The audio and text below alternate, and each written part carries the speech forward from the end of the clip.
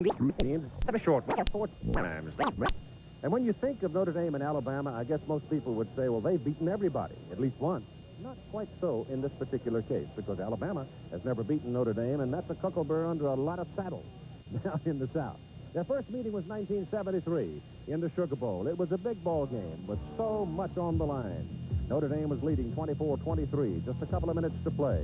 Third down on their own 2-yard line, and Tommy Clements, the Irish quarterback, startled the Tide with this pass out of the end zone to tight end Robin Weber, who bobbled the ball for 3 full steps, but held on. Coach Ara Parsegan's daring call preserving the Irish victory. 1975 Orange Bowl, Alabama again unbeaten, ranked number 1. But this touchdown run by Wayne Bullock helped the Irish to a 13-11 win, and the pain was getting pretty severe in Alabama.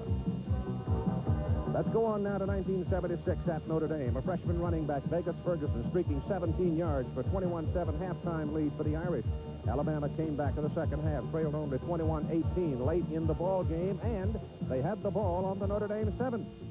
But Alabama quarterback Jeff Rutledge then threw the ball deep into the end zone. Notre Dame's Jim Browner picked it off, and the Irish had won again.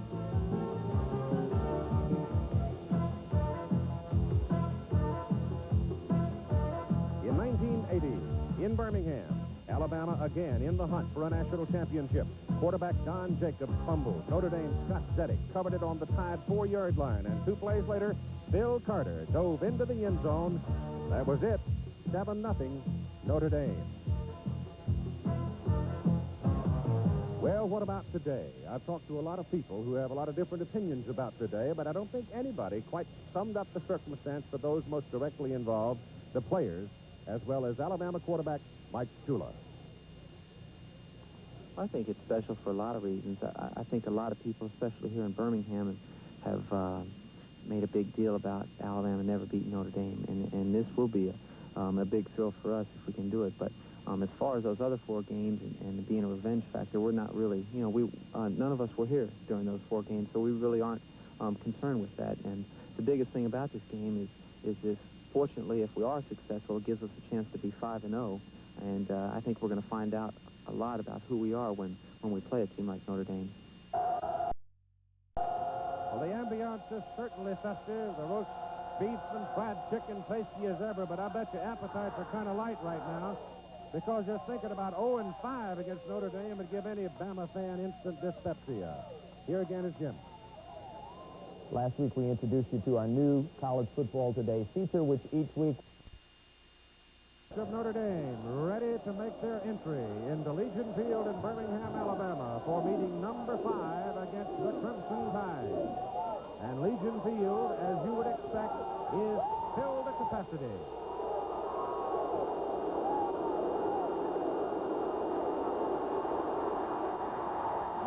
And here comes the Tide.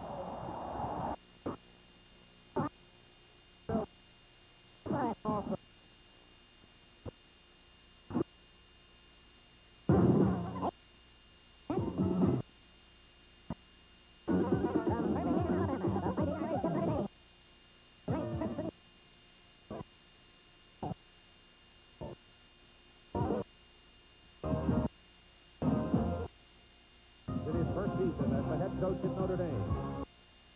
3 previous college jobs, a year with the New York Jets, and then back to college football, his favorite arena, hoping to dramatize the football fortunes of the Irish. Ray Perkins, 4th year at his alma mater, All-American wide receiver, All-Pro with the Baltimore Colts, 4 years head coach of the New York Giants, and then back home to Alabama to succeed Bear Bryant. As we prepare to kick off in today's ball game between Notre Dame and Alabama, the weather conditions are these. It is very hot. 90 degrees, but not on the field, as you can see. Down there, it is really hot. Humidity is quite pronounced. It will be uncomfortable for the players, but get cooler as the day goes on. Hello again, everybody. I'm Keith Jackson, and very quickly let me note a couple of injuries that may have some meaning before the day is done. Alabama's fine tailback Gene Jelks is out. He sprained an ankle against Florida, re-injured the ankle this week in practice, did not dress for today's game. He will be missed. Notre Dame is going to have to play a couple of people that are dinged up, but in particular, let's mention Cedric Figaro, their outstanding outside linebacker. And that's where Notre Dame probably will get tested today outside. But Figaro is expected to play some, though he is a bit lame. But when you talk about Alabama and Notre Dame, my goodness, you can talk tradition for days. But what about the character of these two teams? What single aspect sticks out amongst the two? Well, in Notre Dame's case, I would pick the word tenacity. They just hang in, hang on, hang in, and try to beat you in any way they can. And, of course, you know Lou Holtz is going to pick off one somewhere along the way. Nobody expects him to win. As for Alabama, I think it is speed. And to that point now, let's turn to Tim Brandt and talk about Alabama's foot speed. Alabama does have a whole lot more speed than does Notre Dame. So the Irish will come out and try to keep Alabama off balance. They'll use a multitude of formations. They'll use a variety of motions and try to keep them out of rhythm. The Irish offensive line is bigger than Alabama's defensive line. So another good way to attack speed is with direct force. And I suspect that the Irish will run right at them. Now, Lou Holtz is concerned about Bama's quickness. And this is an artificial surface, and that will just accentuate that speed. But Lou Holtz knows that his Irish cannot afford to make any kind of mistakes today. Well, if you make a mistake up front normally, they move the chains. If you make one in the secondary, they light up the scoreboard. Well, Alabama's the type of team that once you make a mistake up front, they got a good chance to go 70 yards with it because of the great speed of the backs and the elusiveness of it. Ray Perkins has put together a fine, fine football team. There's not a weakness on that football team. That's why they're rated number 2. But the main thing that we've tried to convince our players, hey, we have a pretty good football team, too. We aren't a great football team right now, but we are a lot better than we were earlier in the year, and we're going to get better next week. And we came down here, and in this environment, I think this is what an athlete and a competitor really likes. It's a hostile environment. There's great enthusiasm here. And I know just being in that locker room, the players are excited, and I don't even care if we don't get any gate receipts. I just think it's a privilege and a pleasure to play in this environment. I think I speak on behalf of the Notre Dame players. We're not awed and we're not intimidated, but we do respect them. He is tenacious. Now for Alabama, teams have been running away from Alabama's All-American linebacker, Cornelius Bennett. So Ray Perkins is now flip-flopping Bennett. He's moving him from side to side in an effort to force Notre Dame's offense to do things it wouldn't ordinarily do. He is trying to limit them in what they can do. I think we probably do. I know if I was on the offensive side of the ball playing a Cornelius Bennett, it would certainly force me to do some things I probably wouldn't ordinarily do or want to do.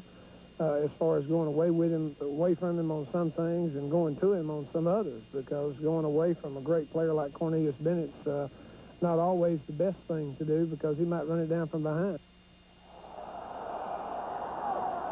Just to remake the point, as you note the series record, Alabama has never beaten Notre Dame. Last time, 1980, they played here. The Irish won with a touchdown. CFA College Football. This ABC Sports exclusive is brought to you by the Heartbeat of America, today's Chevrolet, by Coors and Coors Light, beers with a difference worth tasting, by The Equitable, your key to financial opportunity, and by MCI, communications for the next 100 years.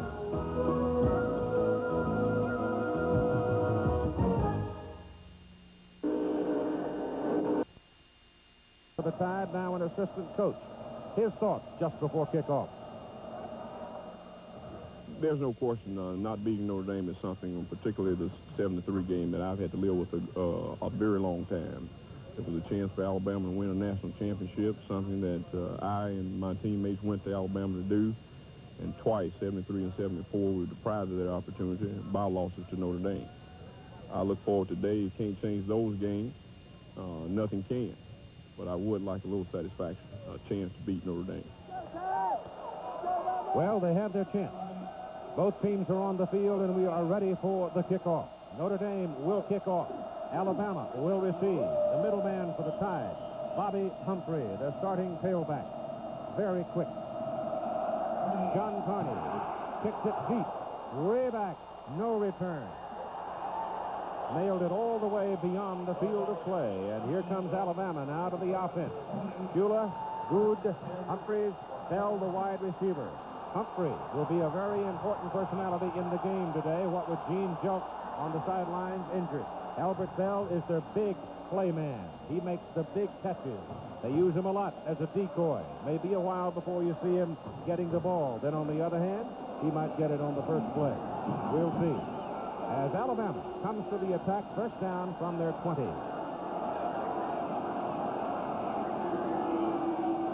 Shula sends Humphrey in motion and hands it off inside to his fullback. Carrying is Terry Good.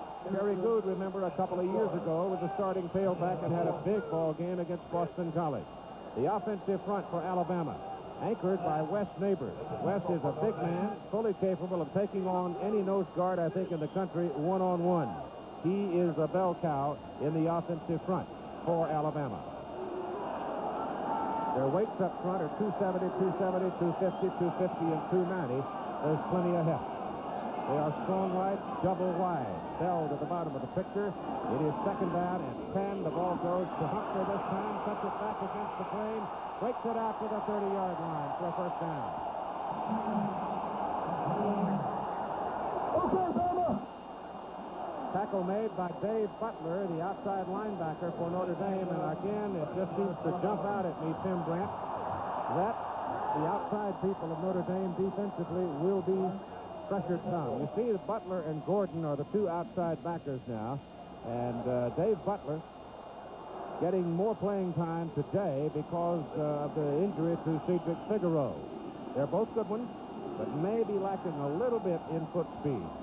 First down for the Tide from the 30. They look into the middle this time with Humphrey. He's 6'1", 185, a sophomore out of Birmingham. As a matter of fact, grew up just across the street, literally, from Legion Field. Gain of a yard.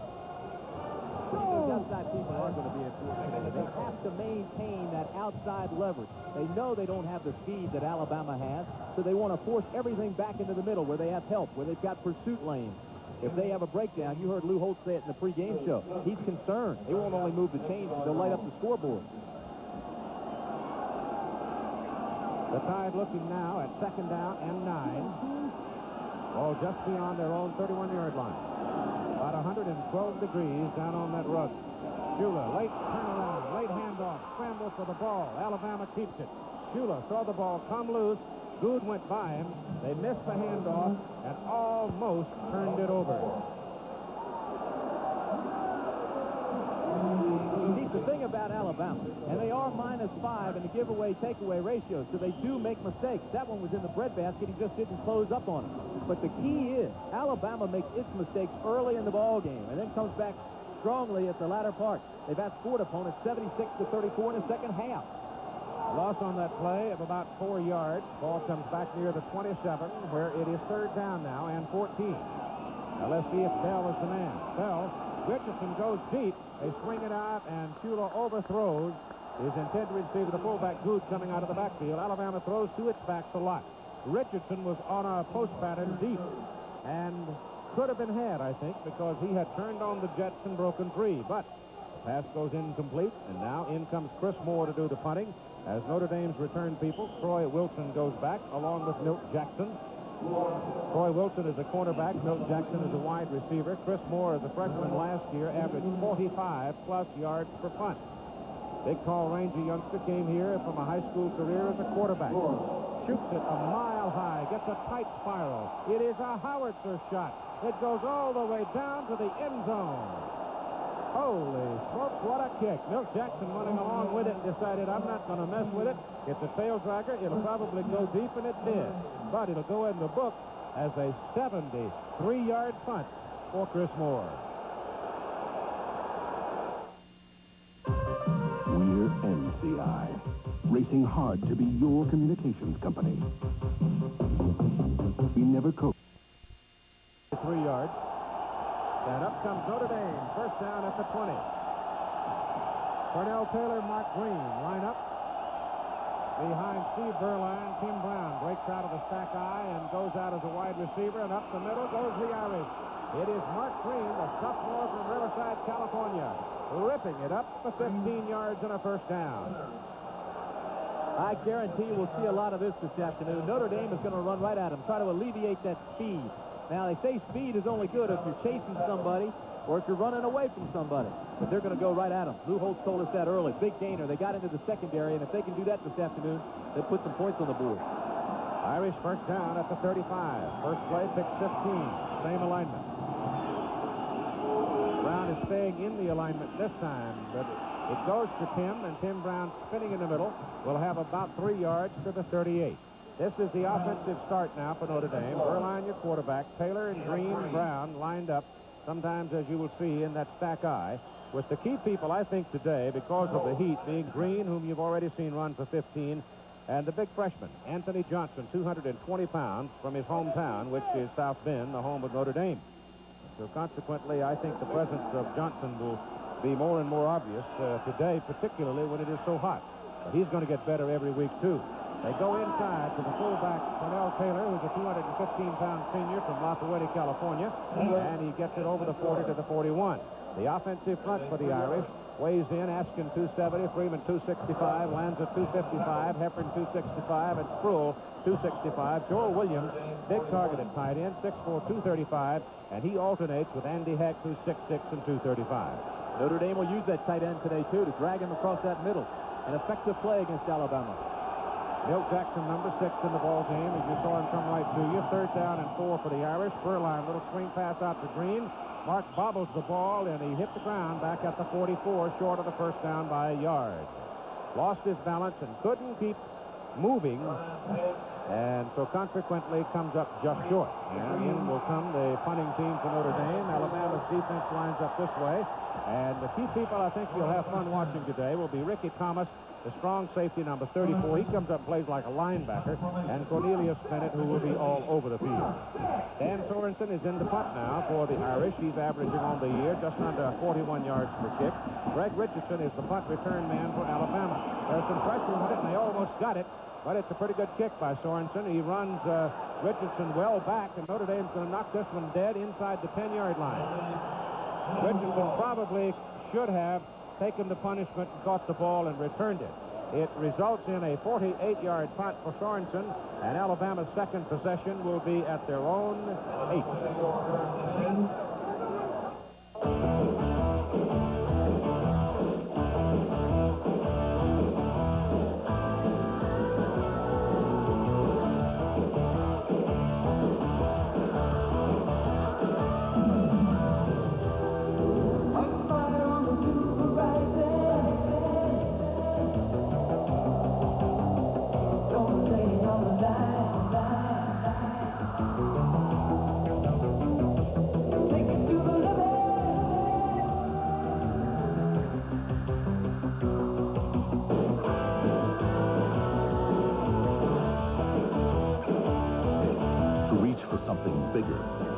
To master a more challenging world. And Alabama has made some mistakes. In fact, the last time they played was here, and a couple of fumbles. They traded fumbles, and then Alabama made another one down on the 4, and it resulted in a Notre Dame win. So right here, it's, I think, a time to be very careful. And probably very basic. They give the ball to Humphrey. He pops out of there and comes all the way out to the 17. Down a little crack and just blew it open. Randy Wells and Troy Wilson brought him down for the Irish. That big old offensive line firing off now. You said stay basic. Hey, this is one-on-one. Watch them drive out of there. They're off the ball in a hurry. They open the hole, and now by the time he comes through, the hole's wide open. And you put Humphrey in the secondary. He's got tremendous speed, and he's got those good reflexes of a talented back. And he's got a big start. He's carried 3 times, picked up 25 yards. It's 2nd down and 1. Humphrey in motion, leaves Good back there. Carey's got the ball, swings outside, has the first down as he puts his helmet on Mark Spence and lunges ahead. On and has made the adjustment from tailback to fullback quite nicely.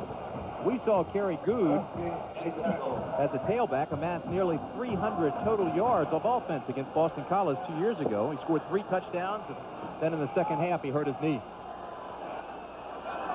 Working now, strong left side. Humphrey, the deep man. Good in behind him. Shula goes to Humphrey, cuts back against the grain, and the Irish corral him just about the line of scrimmage. May have lost a yard. Penetration by Wally Klein. More on the story of Bobby Humphrey now with Al Krautwig. Keith, you're looking at the place where Bobby Humphrey grew up. Yes, that little project across the street from Legion Field. A couple of years ago, when Kerry Good was having a great night against Boston College, Bobby Humphrey walked across the upper deck selling Coca-Cola.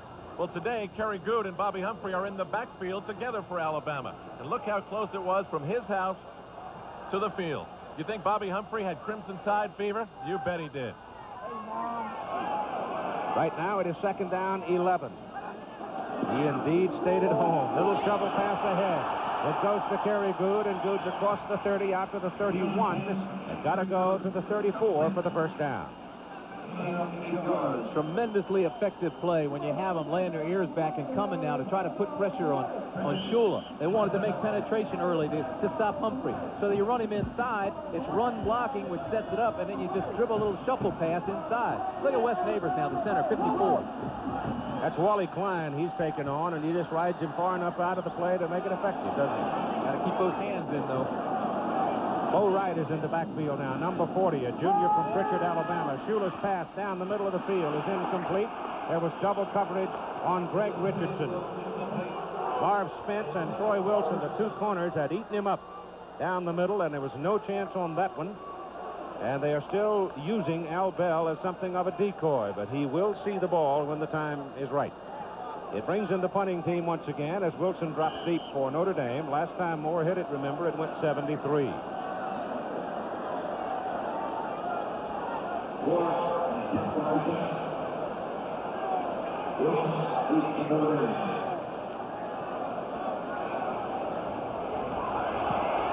Gets it out, not quite as prodigious as the last one, but still very good one. It is taken by Wilson.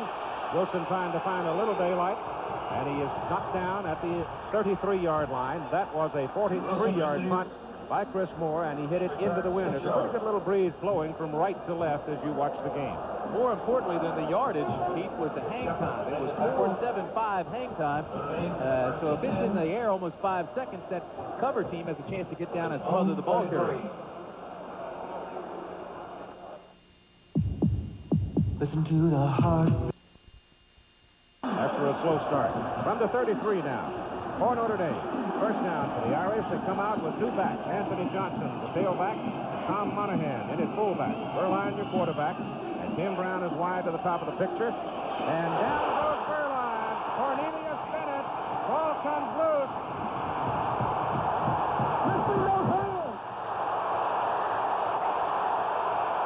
Cornelius Bennett looping around the outside. Decks Burlien, and the ball comes free. This guy practices every day like he's trying to make the team. He comes through untouched. It looked like it was going to be the backside of the play.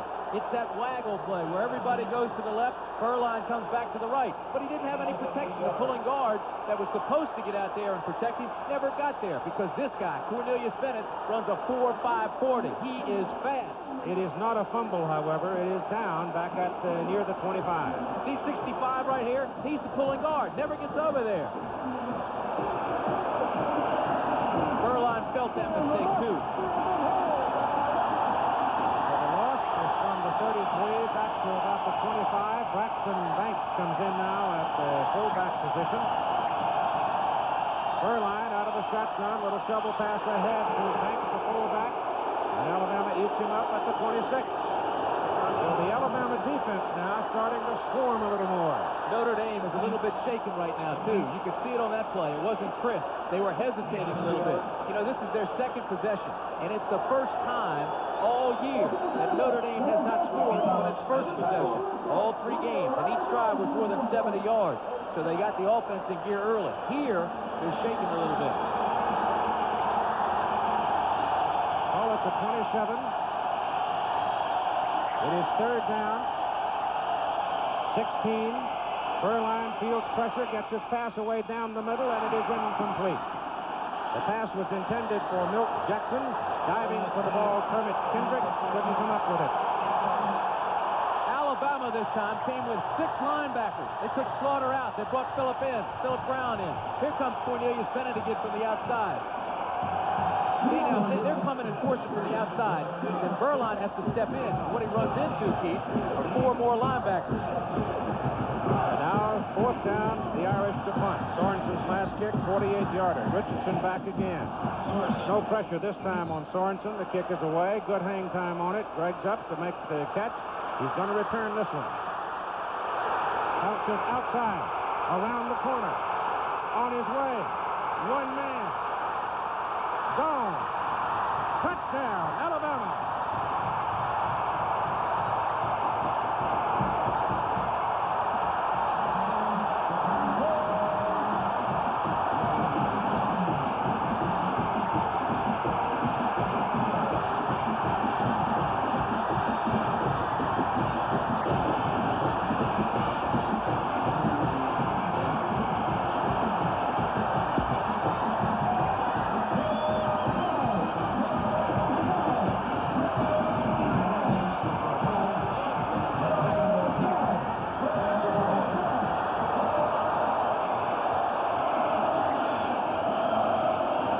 The extra point try by Van Tiffen. Knuckleball over, just over.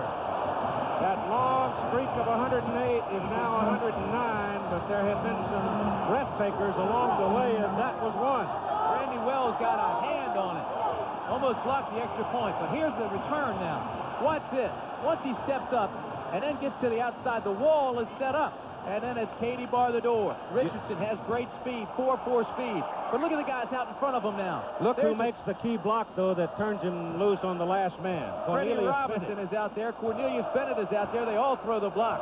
But the wall was set up perfectly. You could tell after the sack on Burlien, Notre Dame was shaken up. They're still shaken up, and now they have to regroup. I don't know if they're going to be able to. If you all in the first quarter, and the Tide will now kick off for the Irish with Tim Brown, the deep man for Notre Dame.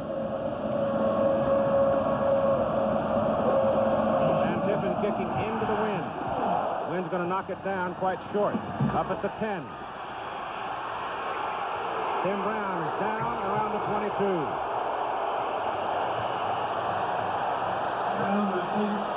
Keith, when you're covering a punt, everybody has a lane. They have to come back, they have to defeat the blocker, and they have to get to the ball carrier. Here, everybody came down the middle. You can see the person that had the outside lane is nowhere around. The outside's open. Once Alabama set up that wall, look at Cornelius Bennett at the bottom of your screen. He's going after Sorensen. Doesn't even have to really go after him. Oh, could have been called for a block there, but I think Sorensen turned his back. No clip. Good block. And so Notre Dame with Terry Andrzak in at quarterback for this series will start short of its 22. Could be Burlien was shaken up on that sack a while ago by Bennett. He took a body slam to the surface. Goes to Johnson. Anthony Johnson, a tough runner, has 8 yards as he gets out just past the 29. Johnson has those Joe Bellino type legs. They're big, they're strong. He keeps them moving and driving at all times. He's going to be a good one, I think, Kenny. Whirling dervish. Just a freshman, 220 pounds. Alvin Miller now is in there at a wide receiver position. Tim Brown is out. Reggie Ward is in.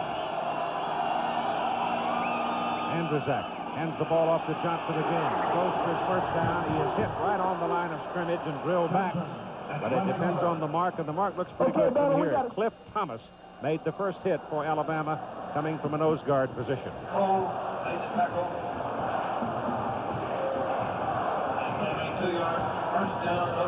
It is a first down for Notre Dame. The referee today is John Sophie. Side judge is Al Granning. Umpire is P.T. Williams. Field judge Joe Dorenzo. Linesman William Cronin. Back judge Charlie Horton. And the line judge is Ed Dudley. It's a mixed crew of Central Independent officials and Southeastern Conference.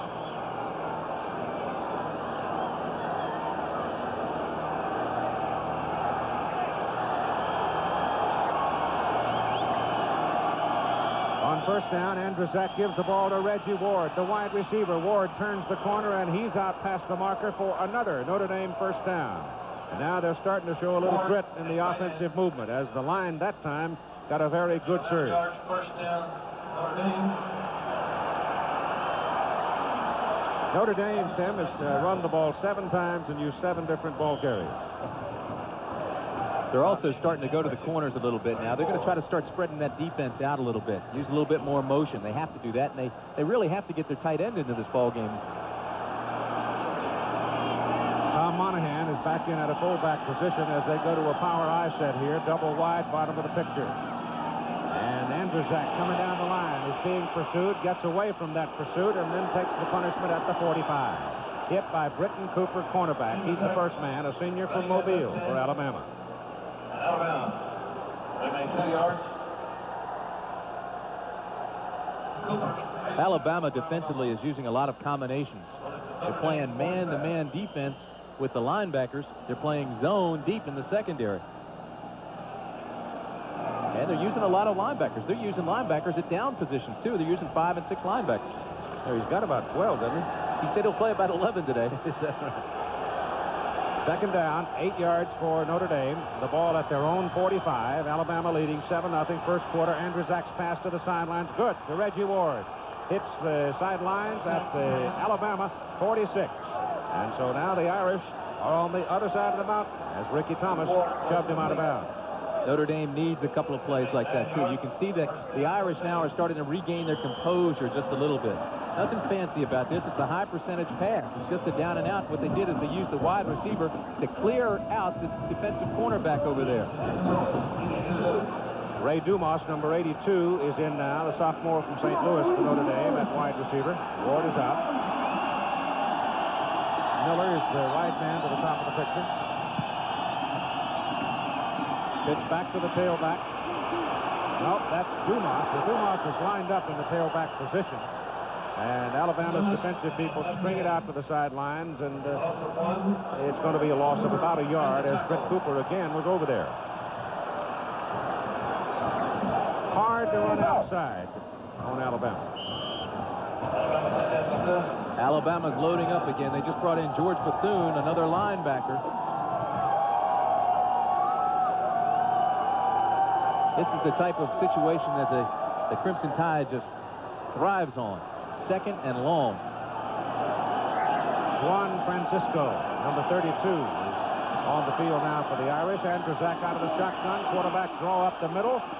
And they bring him down around the 40 with Bethune and Gilbert, two backers making the stop.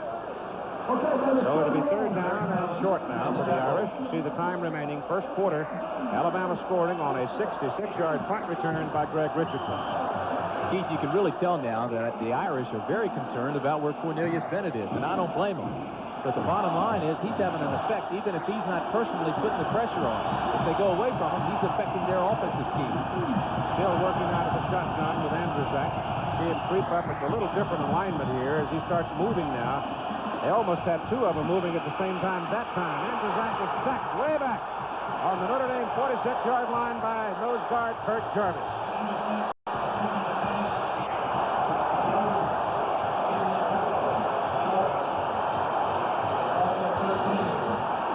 Jarvis right in the middle of your screen. He's double-teamed right now. Now they keep pressuring. He is the roommate of Mike Shula.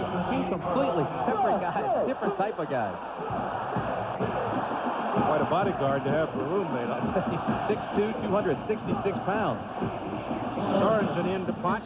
Kick is away. Richardson circles under it at the 14.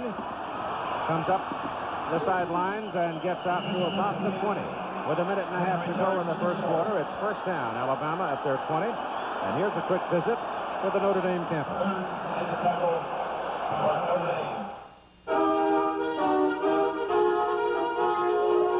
The University of Notre Dame grew from a vision of Father Edward. And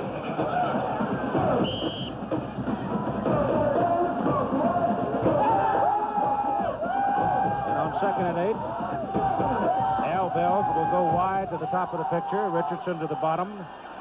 It's Good and Humphrey lined up behind Shula. Notre Dame right now showing a 5-man front. Pitch back to Humphrey. And Humphrey is gang tackled right at the line of scrimmage. Wally Klein and Brandy Wells, the strong safety, had come up almost into a linebacker position and helped on the hit. Something we haven't seen Notre Dame do this year in the games that we've covered. They brought their secondary players, except for the weak side safety, everybody up tight close to the line, and when the ball was snapped, Wells came across the line in run support almost in a blitz type scheme, and he made the play. It's third down, long 7.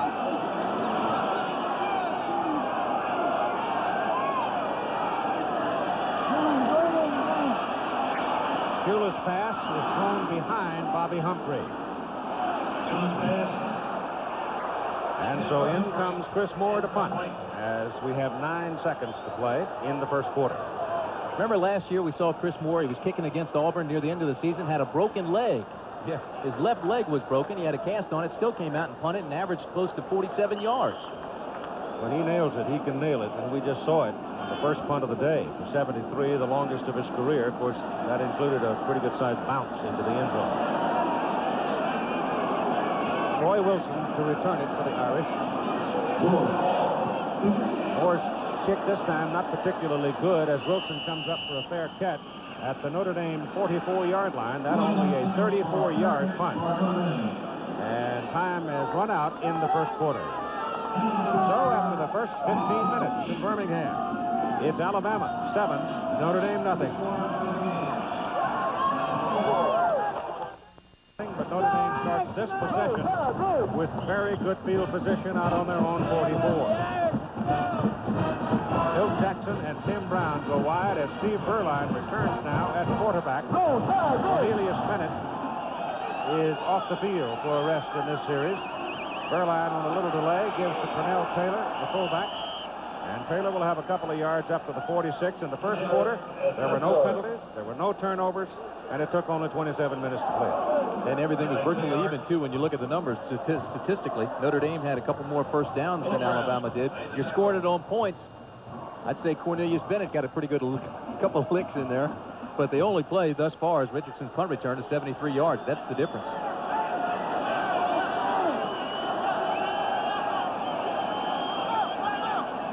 Second down and 8 for the Irish. Burlien checking off. Freezing the Alabama defense and breaks Taylor over the left side. And Purnell goes inside the 35 to the 34-yard line and a first down before Ricky Thomas brought him down. He checked it off, found what he wanted, had the Alabama defense off balance, and they blew a hole for him. Well, that's what they were trying to do. You saw him go to the corners a couple times now. All they're doing here is zone blocking against Alabama. They come out and they hit him with a quick opener. Pernell Taylor got into that secondary fairly quickly. Now the Irish manifesting the threat here in the early moments of the second quarter. Burlien pitches it outside. Mark Green is caught behind the line of scrimmage and dropped back on the 38 by Philip Brown. Alabama has kept people from running the ball outside effectively all year long. Philip Brown's had a sack in every game. He's an active young player. They say he'll get a couple of sacks today. That's what they told me. He told me that. He, too, stayed home to play. He's from Birmingham. He's a junior.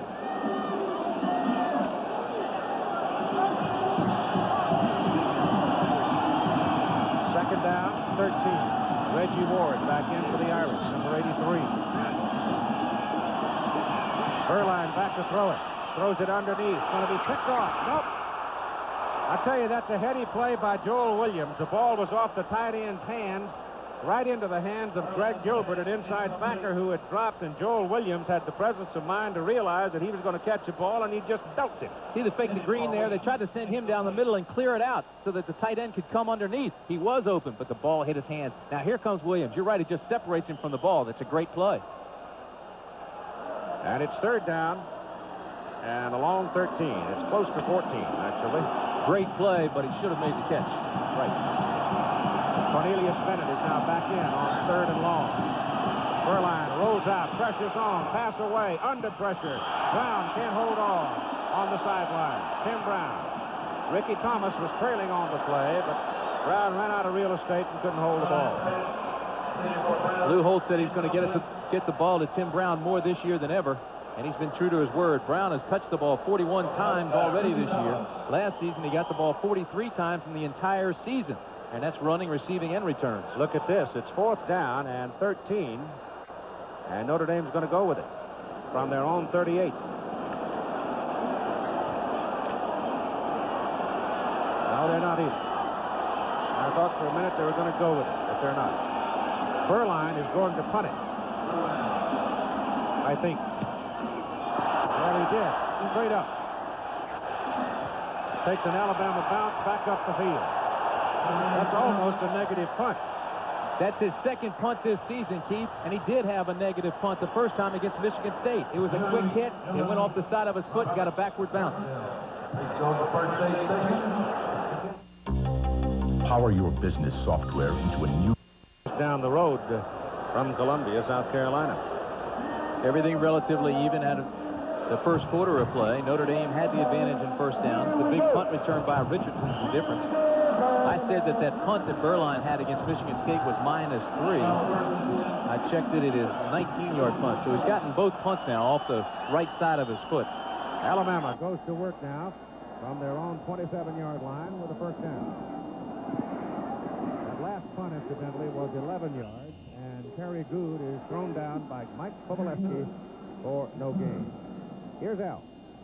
Keith, I'm sitting on the 50-yard line with the Associate Athletic Director at Alabama, Sister Carol Ann, Stamford, Connecticut. How did that come about? Well, when Ray was coach with the Giants, he made me honorary assistant coach for the Giants. Then when he came to Alabama, he said, don't forget, I hired you, you're still my coach. And at the same time, Bill Parcells said, I'm renewing your contract. So what happened is Ray said, all right, you're still my coach, but he said, I'm also making you associate athletic director. And how are you supporting the team today? Well, instead of being a player coach, I'm a prayer coach. Thank you. Keith, by the way, Ray wanted Sister Carol Ann to wear a crimson habit, but they don't make him in that color yet, so we'll just keep praying from the 50-yard line. Back to you. Little swing pass did not work, as you saw there. I tell you, when you get into a ball game like this one, you want all the help you can get, don't you? He's pulling out all the stops to me against Notre Dame. They brought their priest. Mike Shula, slow starting today, 1 out of 5 for 6 yards. He really hasn't thrown the ball that well. He's thrown the ball behind 2 receivers, and that was not a very good pass. 3rd down and 9 now.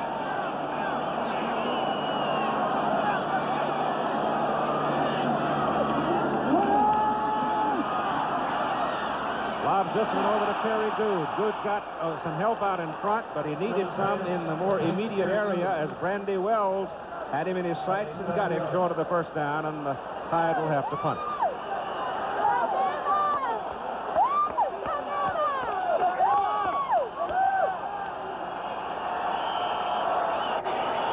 Troy Wilson comes up on the run to get it. Milt dodges a couple, but they'll get him just short of the 40-yard line. Put it down on the 38. A 38-yard punt by Moore with 11:18 to go in the 1st half. So once again, Notre Dame will possession the ball in good field position, trailing Alabama 7-0. Oh! One it would certainly have to go undefeated. The way things are going this year, I'm not sure that's necessarily so anymore. Well, everybody seems to be conceding the thing to Miami, but Pittsburgh and Florida State could both jump up and bite them. Right. 1st down. Ball in 38. Terry Andrzak is back in at quarterback for this series for the Irish. And he hands it off to the up man. That's Pernell Taylor. And Taylor gets the ball out across the 40 to the 42. A pickup close to 4 yards on that carry. It's sort of been, if you look at that, I guess you'd say we've had nothing but a tango offense so far, but that's not really so, because each team has been able to move the ball on 1 or 2 explosive moments. It's been fun. Notre Dame's had it 4 times, punted 4 times. Yep. Same for Alabama, 4 possessions, 4 punts. 2nd down, 6 for the Irish. This time the tailback, Mark Green, carries the ball, and he's nailed down right about the line of scrimmage. Give him maybe a yard or so on it as Cornelius Bennett. Next Saturday on ABC, the Miami Hurricanes with Vinny Testaverde, which seems to be another concession on the Heisman there, will take their unbeaten record to West Virginia, Morgantown. Some of you in the eastern part of the country will see that one. The rest of you will be watching that old traditional Oklahoma and Texas from the Cotton Bowl in Dallas here on ABC. It's 3rd down and 5 for Notre Dame. Andrzak options, turns upfield, gets his 1st down, and then some. Hard run by Terry as he gets the ball to the 40-yard line of Alabama. You could feel the breath of Cornelius Bennett coming from the backside, too. It's a good thing he turned the corner when he did. Look at him now. He's looking down the line. You can see him read. There's nobody out there. They had already gone outside for the pitch man. So then he just turns it up and gets a block and makes a nice gain out of it. 1st down Notre Dame in Alabama territory. They marked him just short of the 40 with 10 minutes to go in the 1st half. Alabama leading 7-0. Andrzak gives inside to the fullback. And that's a good 5-yard pickup again by Taylor. They mark him inside the 35-yard line. And when you're picking up 5-6 yards on 1st down, you're going to move the chains a lot. Taylor now on 5 carries with 32 yards. As you look at scores of the top 10 teams, and Anthony Johnson checks into the ball game for Notre Dame. Opens up your offense when you have that situation of 2nd and 5. You can do virtually anything.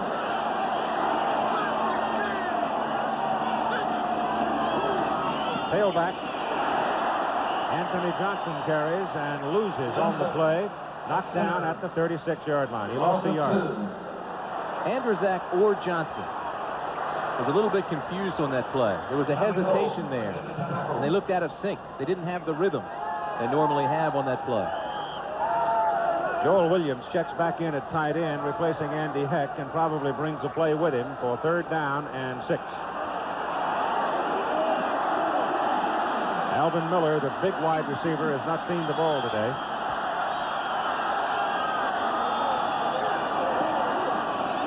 The ball is loose. Alabama's got it.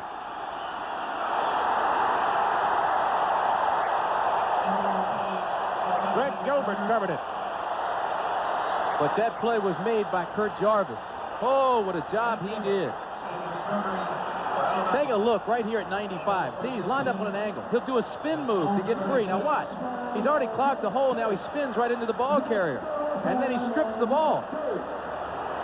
The ball's loose right there. It's on the ground. Alabama football. What a great job by Jarvis. Tide takes over on the turnover. First one of the day at the 36-yard line. Perkins says if there's a better nose guard in the country, he hasn't seen him. Hoss Johnson, Larry Rose, Wes Neighbors, Bill Condon, and Joe King. The big fellows up front for the Tide now on 1st down. Pitch goes to Bobby Humphrey. Gets a block on the corner and turns it to the 42. Mike Kovalevsky, inside backer for the Irish, brought him down. Michael Sr. out of Newcastle, Indiana. This is Alabama's best field position in starting a possession. 2nd down, 4.5. Lou Holtz has now passed 10 miles in his stroll today, but then never stopped on the sideline. Shula gives up inside to the up man, Terry Good, and Good is close to his 1st down at the 46. Time remaining, 1st half. Perkins and Holtz are both very fine tacticians. They adjust as the game develops as well as any coaches in the game.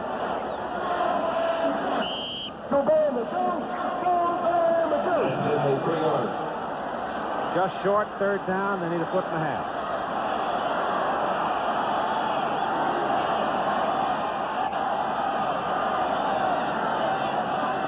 Shula keeps it and has the 1st down. Moving over the right side behind Neighbors and Condon.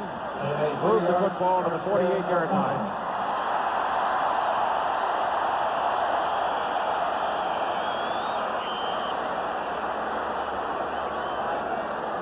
Lou Holtz was telling me prior to the game, I asked him what kind of practice week Notre Dame had. He said, well, it rained a lot, and we had to practice indoors, and that threw us off a little bit. Yeah, they've had some tough weather in Midwest. Oof. 1st down, 48-yard line. Humphrey goes in motion for Alabama, leaves Good the long back. Shula wants to throw. Gets it off to Bell, wide open. Al Bell, touchdown.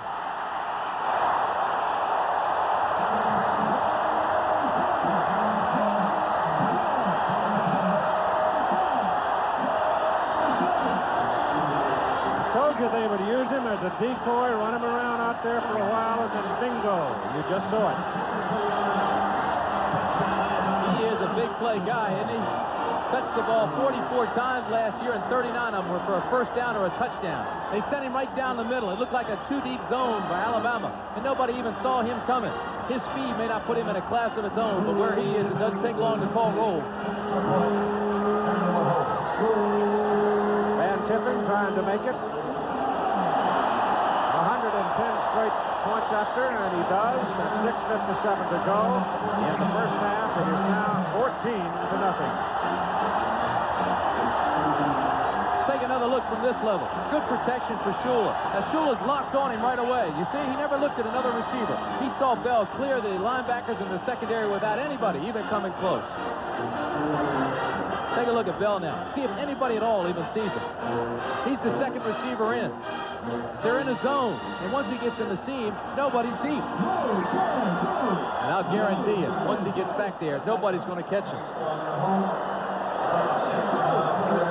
Big play guy, Albert Bell. When me and my buddies head off to West Texas, nothing. He's a senior. I don't think he'll have to look too far for a job next year. No, sir. He's rated highly by all the scouts. Tiffin will kick off, wind at his back. Nails it well to the end zone and out of bounds, and it's going to be, it was inbounds when it cleared the plane of the goal line. It'll be a touchback to the 20. But there is a flag, Keith. way back up on the 30-odd-yard line. Well, I can remember the conversation that you and I had with Lou Holtz in Notre Dame, and he said when Michigan State jumped on them early, they had that interception, ran it back for a touchdown, that his guys, you could feel it on the bench. There was some deflation. Well, you got a hold call against Notre Dame. That's the first penalty of the ball game, and you've got just under 7 minutes to play in the first half. There are the officials we gave you earlier. Some of you, I'm sure, remember Chick Brenning. Of course, Charlie Horton was safety and tailback at Vanderbilt. All of them played their football in some place or other. It's a mixed crew from the Central Independent Association and the SEC.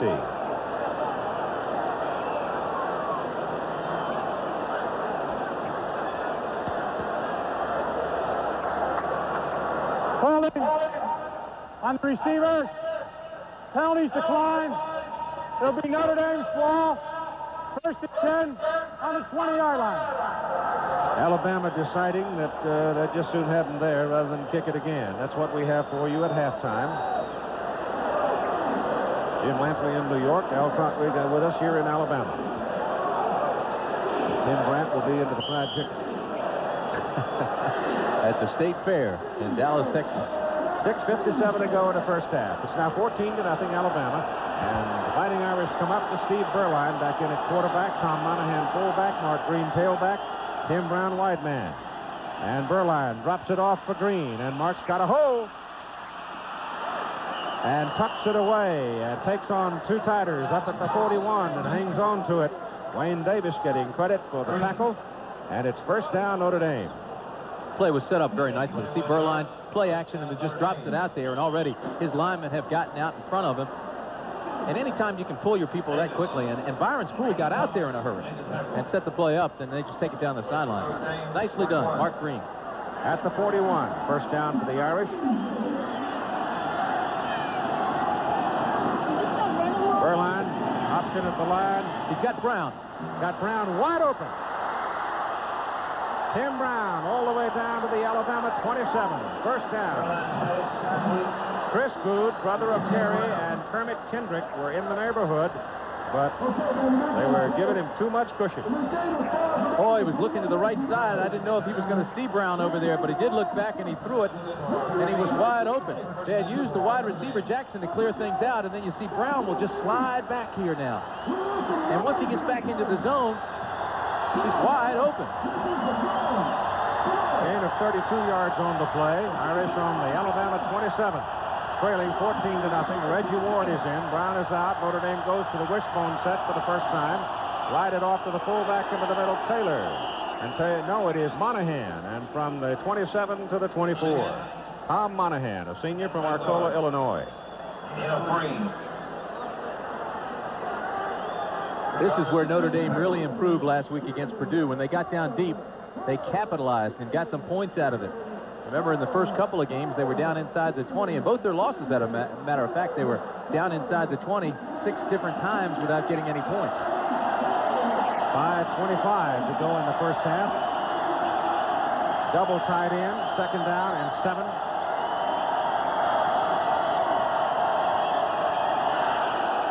Tight end moved, and at the top of the picture, Andy Heck moved and got a flag from the linesman. Burlien, of course, is protesting that his tight end is entitled to move.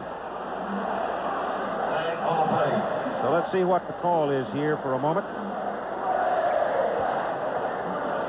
It is procedure against the Irish while the Alabama people decide on it. Let's check in with Al. Oh, Keith, it's absolutely horrifying in terms of heat down here. You can actually feel it come through the turf, and a minute ago it was 126. The sun went in, and now it's 120. But ABC Sports has taken care of me. They've given me my very own swimming pool down here, and I've got some local help filling it up. We'll put the chlorine in, and we'll see how that feels a little bit later. Boy, we can use it, I can tell you that. The red elephant now having a time, huh? Ball comes back to the 29, where it is second down and 12.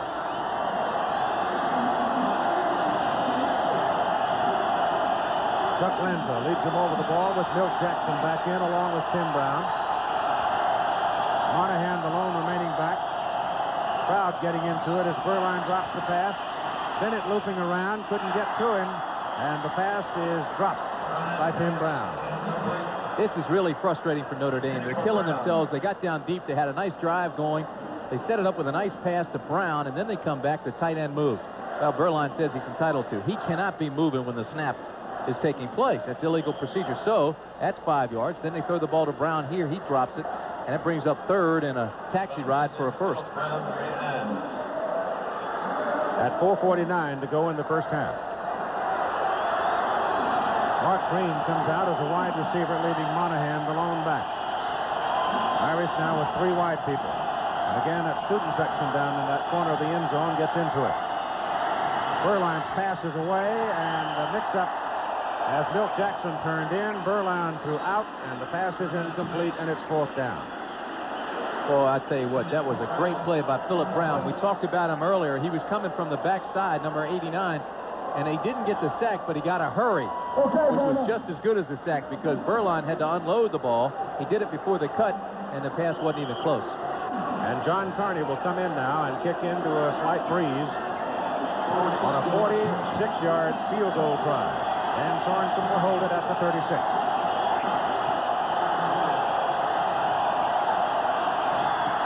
On its way. No good. Wide left. You could see the wind take over the ball and just sort of knock it down and knock it left a little bit as John had the hook on it. And you got an Alabama player shaken up as time is out with 4:39 to play in the first half. A man can spend years paying off an insurance policy and never reap its benefits. Well, guess it's time to go. We're gonna miss you, Grandma. That's why the Equitable created Incentive Life. It lets you invest in a fund that's averaged 14.3% over the past 10 years. So a man will have something to enjoy. Are you coming, Grandma? Yes. While there's still time for him to enjoy it. Incentive Life from the Equitable. Fixing this water damage will cost $1,200.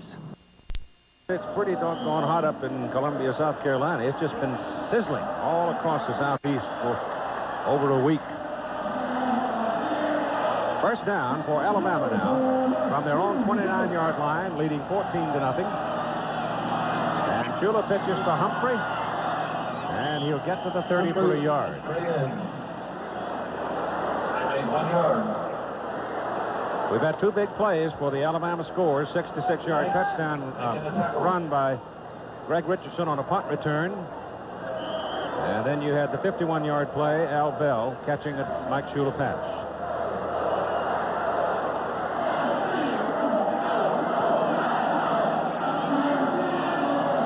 Minutes to go in the first half. 2nd down and 9. Shula back to throw.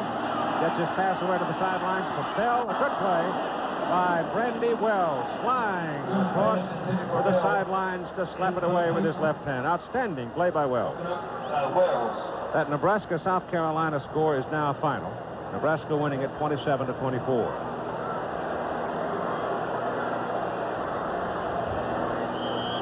Just watch Wells. Wells is to the right of your screen. Here comes the pass to Bell. He has to lay out completely and bat it away. That's great hand-eye coordination. It's also tremendous body control to stay off Bell. Shula did telegraph the pass, however. And it's 3rd down and about 9. Shula sacked, fumbled the ball. Notre Dame has it. Alabama 11. Gerald Gordon knocked the ball loose for the Irish.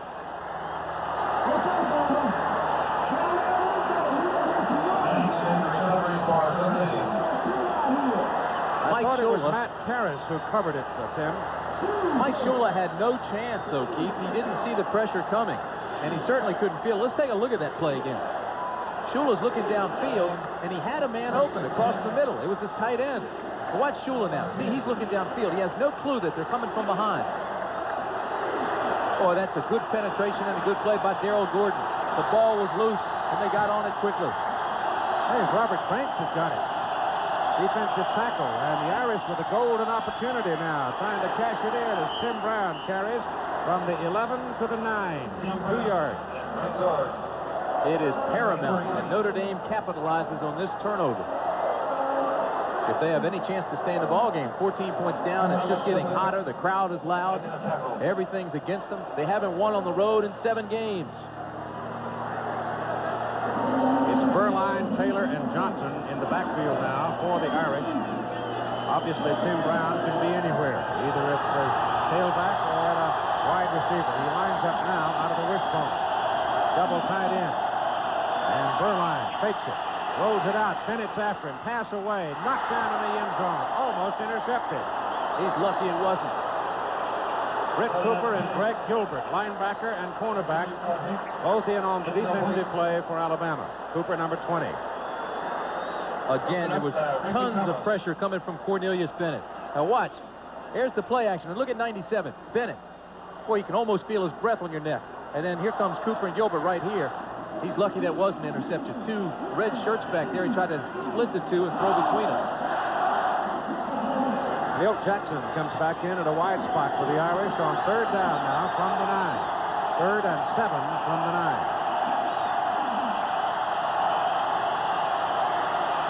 Burlien throws. Brown, touchdown, Notre Dame.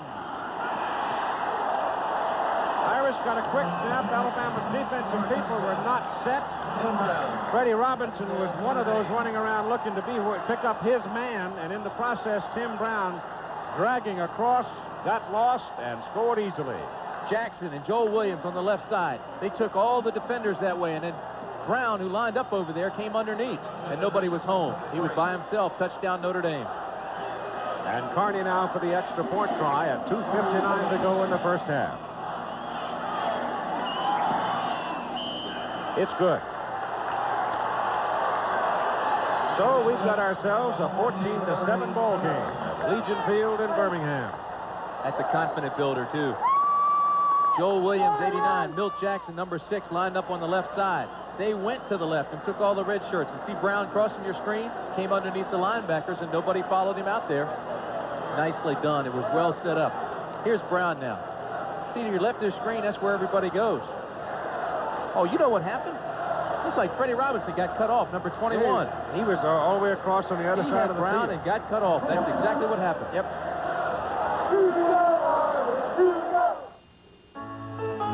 Who says you can't have...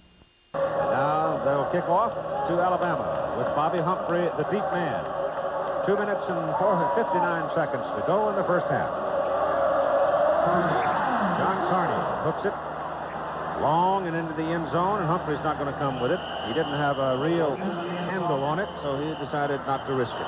Here's the touchdown again. Freddie Robinson was the guy who was covering Tim Brown, but he got cut off, ran into his own man, got tangled up with the linebackers, and Tim Brown just came free. He was over there looking to find out where Brown went. He couldn't find him. Well, he should have stayed at home. If he'd have stayed at home, he'd have been where he should have been because he went running all the way across the field trying to find Brown. In the meantime, Notre Dame got the quick snap, and he was just caught dead. Perkins called him right over, too, and spoke with him, told him what he was doing wrong, told him how to correct it. All right, Alabama at the 20, first down. 14-7 ball game, and Terry Gould is upended by Mike Kovaleski. Mike was on the ground, but rolled over and got him as he went by. Since the knee injuries to Kerry Gould, it looks like he shortened his steps a little bit. He has. I'm not saying he protects the knee as much, but he certainly has cut down his stride. More perhaps of a straight-ahead runner now, too, has made that adjustment because he was wild and woolly when he first showed up. Alabama's only run for 28 yards so far in this game, though. As Bobby Humphrey wiggles in there for a couple of more yards out to about the 25, just over the 25. San Diego Chargers and the Seattle Seahawks from the Kingdome in Seattle next Monday on ABC's NFL Monday Night Football. Seahawks got upended. San Diego Chargers off to a slow start this year. But you never know about Fouts and Company. They can roll it up on you. 3rd down and 4.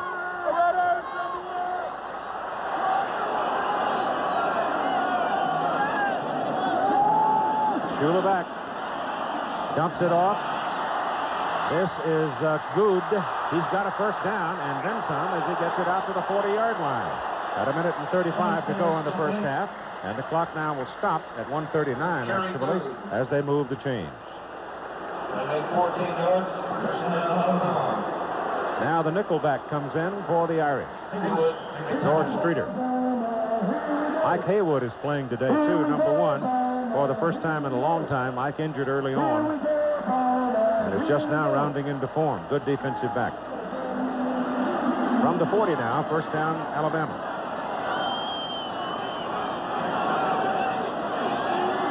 Shula's going to stay in the air. Goes to the sidelines for Greg Richardson. Steps out of bounds at the 42. That ought to get a flag, and it does. Richardson is hit way well out of bounds by Troy Wilson and knocked hard into the bench. But the benches here are plastic, and they're quite light and no injury. That is a costly mistake by Troy Wilson. That's just a mental error. I don't know how that could happen. Here's the play again. They sent both wide receivers down long on the outside on a fly pattern. And then he stops and comes back for the football. Now, he's out of bounds right there, and here comes the hit. Look at this. He's out of bounds right there. Well, it was close, but he's still a yard out of bounds when he was hit. That is a costly penalty. Up in the defense. First down. Well, it goes from the 42 to the 27, so it's Alabama now camped on the Notre Dame 27-yard line with 1:12 to go, and they're getting within Van Tippen's range, certainly. Remember that dramatic 52-yarder against Auburn last year? This is Bobby Humphrey running reverse with Al Bell. Bell coming around, 2 men in front of him. Inside the 20, inside the 15. Gets to the sidelines, out of bounds at about the 12. Mike Kovalevsky finally brought it out.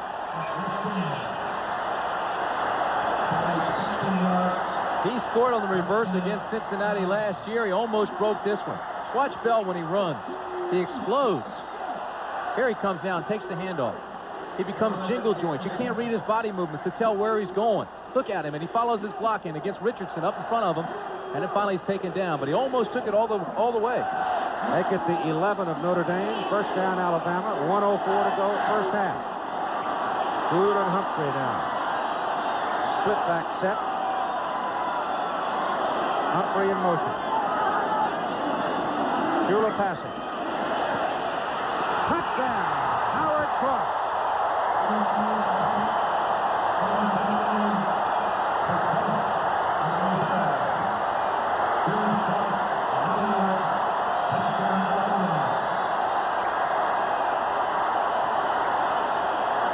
They call him High C, Howard Cross. He's 6'6", 240. This is only the second time he's caught a pass this year. The tight end, they just sent him straight down the middle. Tried to split the seam in the zone, and he did. Boy, you don't watch him. If he hadn't caught many passes, you don't pay much attention, and that's what happens. Van Tippen, high snap, extra point, good, but again, almost not. Boy, he hooked that thing low and hard, just barely got it in. He's now at 1:11 and 59 seconds to go in the first half, and here's Alabama. Bell on a 16-yard reverse and then 11 yards to cross for the touchdown, and it's 21-7. Alabama again leading by 14.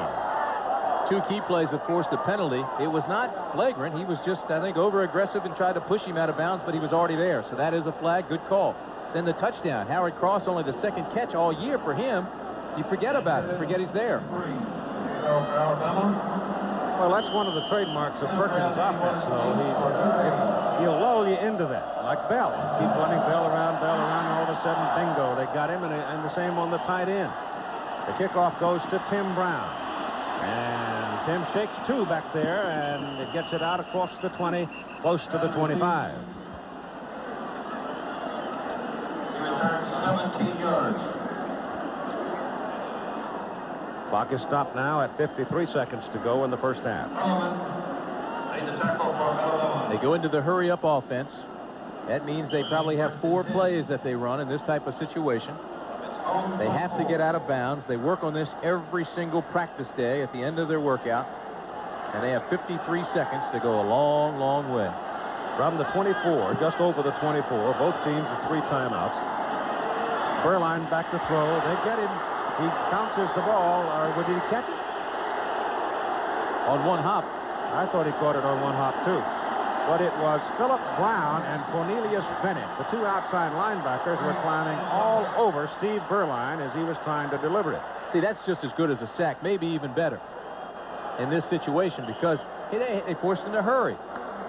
That's not a sack. Give him a baggie. He got it away quickly. Again, it's the speed we talked about at the top of the show, Keith. It's evident. Alabama is far superior in team speed. Andrzak comes in now for Notre Dame at quarterback. Quarterback draw. Terry Andrzak is up across the 30 and down at the 31, 3 yards short of the first down. And 38 seconds to go, and Notre Dame now will spend one of its 3 timeouts.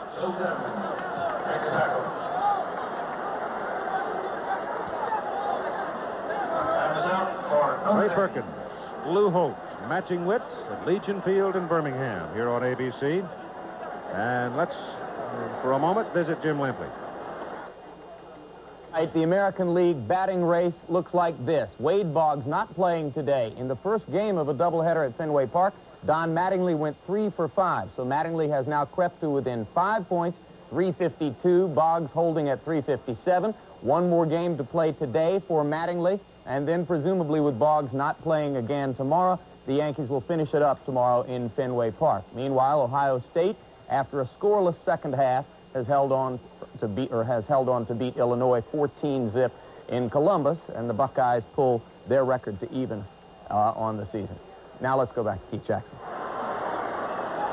That's a tough decision, and Wade Boggs, you can't even, I don't think of going into the playoffs against California, and the playoffs American League start next Tuesday here on ABC. The National League will start next Wednesday. Al Michaels and Jim Palmer with the Americans. Tim McCarver now get together over in Houston, but you've got to have Boggs going into the playoffs, and yet you want the man to have a chance to win the batting championship, too, but you've got to cure that hamstring if you can. I'm sure he wants that title, too. Could be financially rewarding for him. I'm sure there's a clause in there, incentive. It is third down now, and they need close to 4 yards. Burlien throws the ball over Bennett to Mark Green. Green gets away down the sidelines for an Irish first down. It's Andrzak, not Burlien. And you've got 32 seconds remaining as the clock is stopped on the out-of-bounds play. It's interesting that Lou Holtz has decided to alternate his quarterbacks on possessions today. I think it's also interesting the way Perkins is using his linebackers. That was Holloman that made that tackle. And he is, if I'm not mistaken, the 8th linebacker thus far they've had the first half. A day as hot as this, you're going to use as many people as you can. Keep them fresh. Fatigue is oftentimes responsible for injuries. Anthony Johnson lines up in the I-back position for Notre Dame now. Andrzak fakes to him. Deep drop. Pass is thrown up, trying to set up the screenplay for Johnson, but it was too slow to develop and too much pressure, and Andrzak had to throw a wounded balloon up there, and it just didn't work. Willie Wyatt was the guy applying the pressure, and boy, when Alabama starts coming towards you, they come in a hurry. They close on you.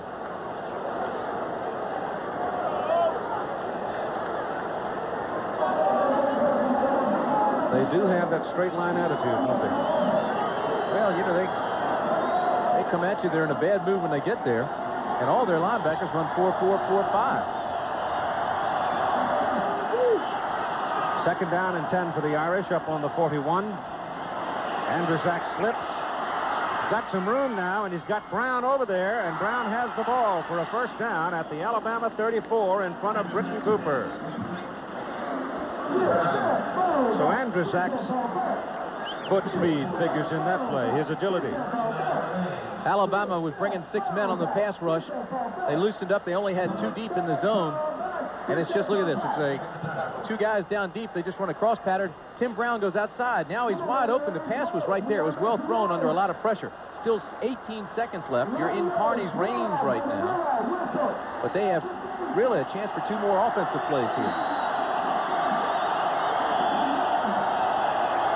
On the Alabama 34 on first down, Andrzak gets good protection this time. Goes underneath to Joel Williams, the tight end, and he's got 8 yards. They stop the clock again with another timeout and only 10 seconds remaining in the first half. The Irish have one timeout remaining. So they actually can go with one more play, and obviously you would think they'd throw it in the end zone, call a time, and still have time, I think, probably to get Carney into the ball game for a field goal try. Well, you only have that one timeout left. Right. If you take a play, there's a gamble there that the clock could run out. You do want to come away with points here. Trailing 21-7, it's paramount that you get on the board with at least 3. But it appears their intent is to go ahead and run one more play. And if you're going to do that, one would think you would probably throw it into the end zone. 21-7, Alabama leading. Another thing to tuck away in your mind as you lean back for your halftime respite here is Alabama has been a second-half ball club. 21 points here in the first half is one of their biggest points production of any first half they have had this season. This has to be a quick developing play. They can't toy around. They've got to get it to the sideline or the end zone.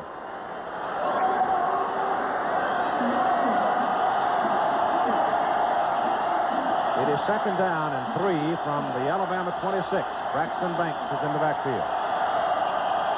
If you got a gimmick play, this might be the place.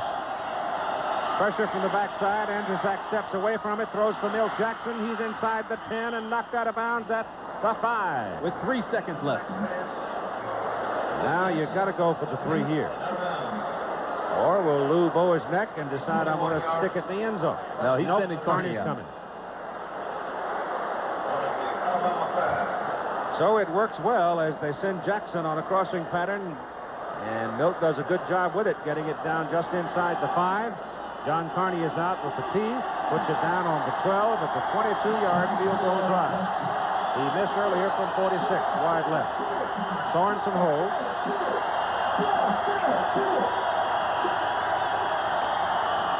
Snap is good, hold is good, kick is high, and good. And time has run out. So after the first half of play, Legion Field in Birmingham, Alabama 21, and the Fighting Irish of Notre Dame 10.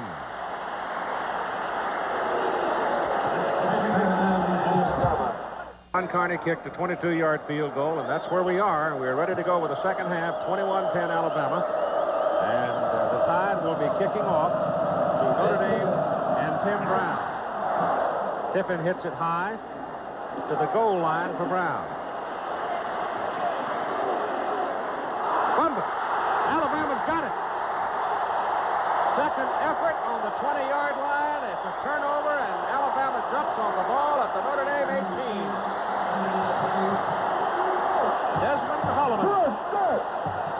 What do you want?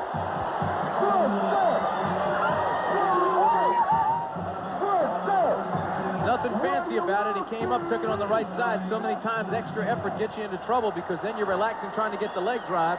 The arms relaxed, the ball came loose, and it's Alabama's ball. Wouldn't be surprised to see him go for the 6 right away. Make it the 19 of Notre Dame. First down. They come out with Good and Humphrey behind Mike Shula. Richardson and Bell wide. Go to Humphrey. Up the middle he goes. Penalty flags flying all over the field as he goes to the 10. On the play.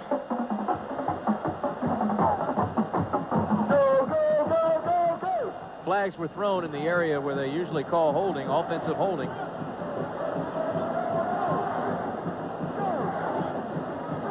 It is. We told you that Notre Dame is tied for the lead in every statistical area, or does lead, including penalties.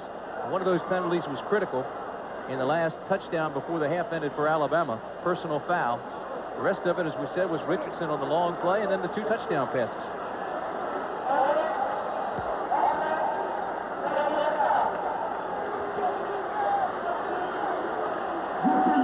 Mike Shula, 6 for 11, 2 touchdowns, 107 yards. That is the first Alabama penalty of the ball game, too, as the ball comes back now to the 29-yard line. And so it is first down and 20 for the Tide. Shula on first and 20, wants to throw it. Pass is underthrown, but it's a sliding, diving catch by Al Bell. Good at about the 22-yard line. A pickup of 7 yards on the play. Watch Bell. He drives off the line so quickly, you have to respect his speed. So now you move off. You can't even see the defensive back in the picture. That's how soft he's playing. That's how much room he's given Bell. And then Bell drives back toward the Alabama line of scrimmage to make contact with the ball. And he takes it right off the turf. Good catch.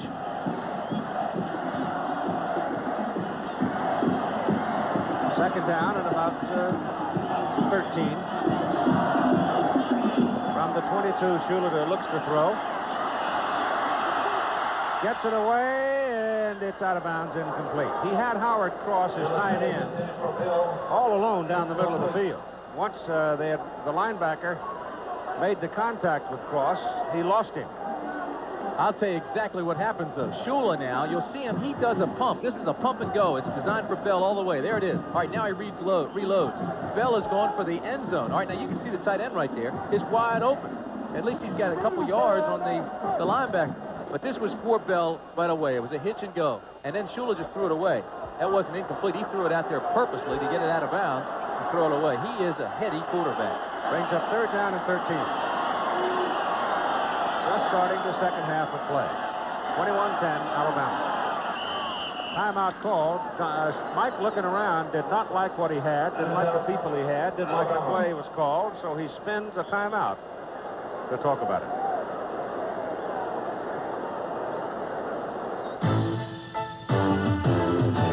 You're reaching deep inside you, so things you've never known. It's been tough, rough going, but you haven't gone alone. We do more before 9 a.m. than most people do all day. Hey, First Sergeant. Good morning. Find your future in the Army. You're invited to a groundbreaking. The new Nissan Pathfinder 4x4. Now there's Pathfinder's off-road ruggedness, 3-liter V6 power, 235 tires, and extra-long wheelbase. Now there's Pathfinder's civilized ride, cabin-adjustable coil spring suspension, and rich interior. Nissan Pathfinder. Now the adventure begins. The breakthrough is Pathfinder. The name is Nissan. Legion Field is filled today, as you would expect, for this ball game, one of the premier matchups of this entire season. Right now, Alabama leading 21-10. They're looking at third down and 13 at the Notre Dame 22, trying to cash in the turnover by Tim Brown. They send Bell and Richardson now to the bottom of the picture and put Humphrey in motion to the boundary side. Schuler's pass for Bell, touchdown!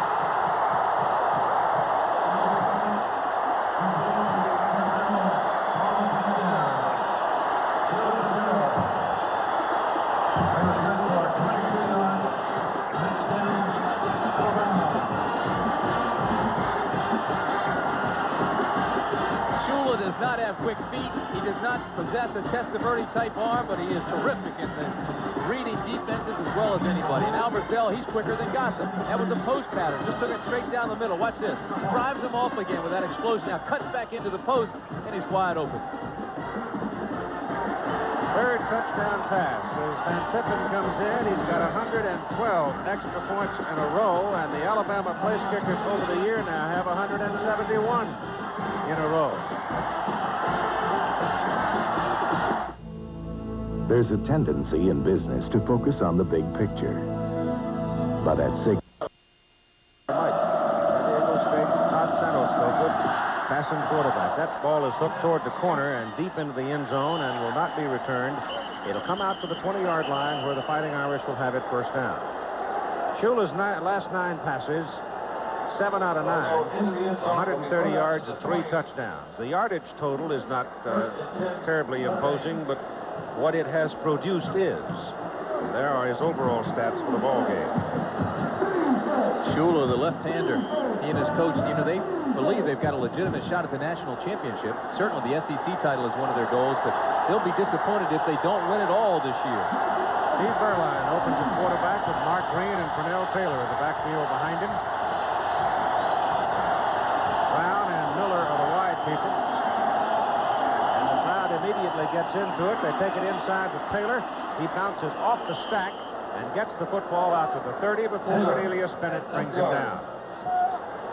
This is a critical drive, Keith. I think Notre Dame has to come back and score, or they can kiss it goodbye this afternoon. Taylor that time with a good second effort as he bounced off that stack and got outside for the first down, giving the Irish a little breathing room. 13:20 to go, third quarter.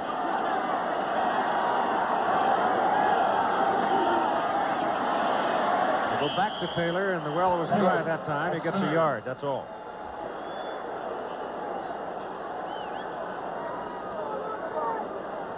Cole made the tackle. Nearly 1 yard.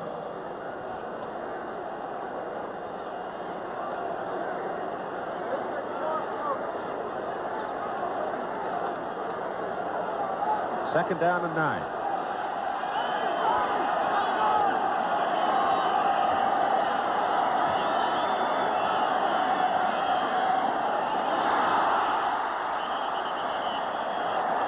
Burlien losing the handle, fighting his way to the bottom and covering the ball. They have to pick up the pace. They've got to start doing some things. They've got to use some motion to run some of those linebackers out of the middle and position the defense the way they want it. Now, here in the middle of the series, Andrzak comes back into the ball game and Burlien comes out. Doesn't seem terribly pleased about it either. Number 2.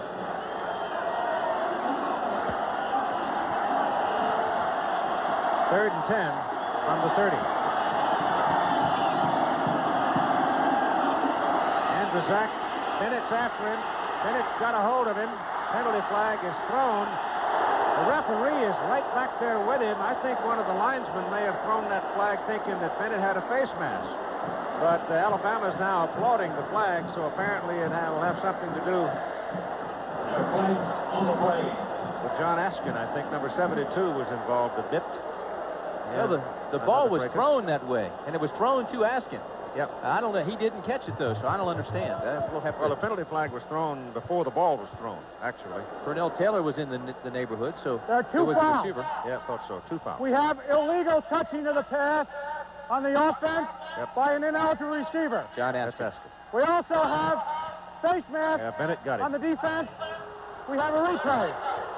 So Cornelius Bennett did get a hold of their face mask. Looked like it, but I Number wasn't 97, that's Bennett. Now watch him come in. He says his favorite tackle is to come from an angle and take somebody by the neck and whip him down. He said he loves the clothesline. You saw his hand on the face mask. He did get it off. It was incidental, wasn't flagrant. But you'll see right here, his left hand grabs the face mask of Andrzak and slides right off. Doesn't slide off that quickly, though. No, it didn't. That got the first flag, and then came the second flag with the ball bouncing off John Askin. And so they'll replay it. It's third down and 10. Well, I tell you what, Bosworth has gotten a lot of publicity. But I'd take Cornelius Bennett up against anybody in the country. Not bad.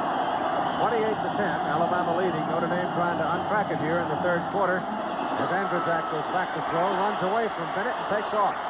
He got his first down as he runs the ball out to the 47-yard line, and Philip Brown finally bulldogged him up there. Andrzak's running ability for the second time in the game pays off. He's got quick feet. You can see he's got good stride. Now, watch it. He's got good vision. He's watching his blockers. He's cutting in and out. Almost lost the football and then tucked it away just before he hit the ground. First down, Notre Dame at their own 47. Time remaining third quarter is 11:25. Bennett drifts into an inside position and comes firing up the middle, hits the quarterback just as he pitches. Mark Green is knocked down short of the 45 by Greg Gilbert. Again, watch number 97, what he does on this play. Greg Gilbert is also shaken up on the play right now. He's down for a moment as he went down underneath the players. So Greg is banged up, holding his head right now. Looks like his eye, Keith. It looks like he might have gotten poked in the eye or something. But Bennett that time went to an inside backer position and then fired right up the middle and had his arms around the quarterback when he pitched. It's what we talked about prior to the game. They are moving him. They're flip-flopping him from side to side. They're moving him to the middle. That time he just came through. you know what? The week off, I think, really helped Alabama not only get ready for the people that were banged up and get them healthy again, but it also helped them prepare for all these formations. It's not that it's not that Notre Dame does so many things and so runs so many plays, but they do it under so many disguises and out of so many formations. Now here's Al. Keith, you know they call this great group of kids down here the Alabama $1 Million Band. Well, let's just see if they live up to their word. Who's got money? Let's have it. Let's have it. Got a buck? Got a buck? Okay. We got a little bit to go, but we're off to a good start. Keith, in all ways, these guys live up to their name. Maestro?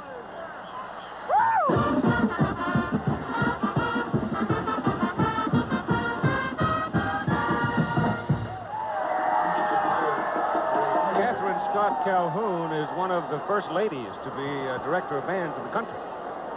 Boy, she works it. They pay their dues, those kids. They would put on a marvelous show at halftime and prior to the game. All right, Greg Gilbert's up now and trotting off the field. He's all right. Cornelius Bennett, Keith says that he admires Lawrence Taylor of the Giants. He plays like Lawrence Taylor. It looks like him a little bit, the way he runs to the football. Ball is short of the 45 now. Loss on that play. Make it second down and almost 13 for Notre Dame. Andrzak trying to hand it off inside. Incomplete. He pitched the ball just enough to make it an incomplete forward pass. It was almost a handoff. But that's the beauty of that shuffle pass. The shuffle pass is run blocking short, but it is still a forward pass, and if he drops it, it's not a fumble, it's an incompleted pass. Third down and close to 13 now.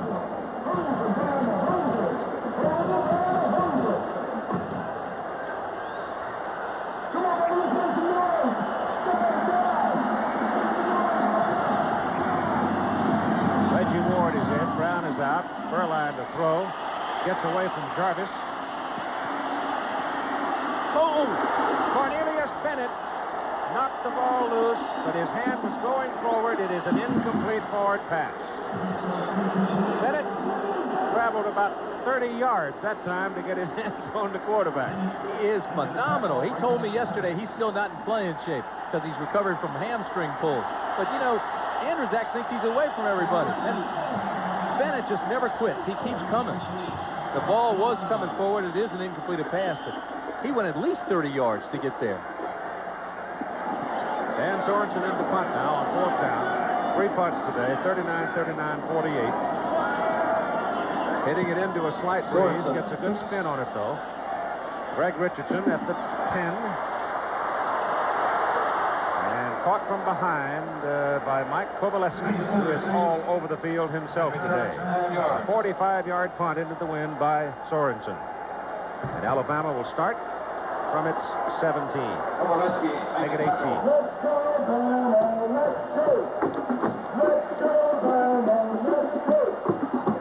Keith, I can't help but think that Notre Dame has to force a turnover here. It's gonna be over. Today's real estate investments come in all shapes and sizes. What is this? Say yes. Let's get on with the game. Here comes Shula now. First down at the 18-yard line.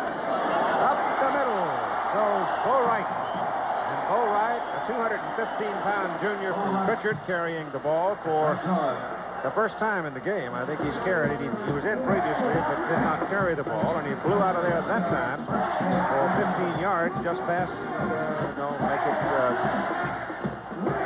make it 11 yards. First down. Notre Dame was in the right defense. Brandy Wells was right there. He just didn't make the tackle. Alabama probably would like to just sit on that ground now and grind it out if they can and kill off some of this clock, leading 28-10 with 10 minutes to go in the third quarter. Shula, very slow play. Everything was messed up. Nothing was timed right that time. And the whistles and flags will stop it.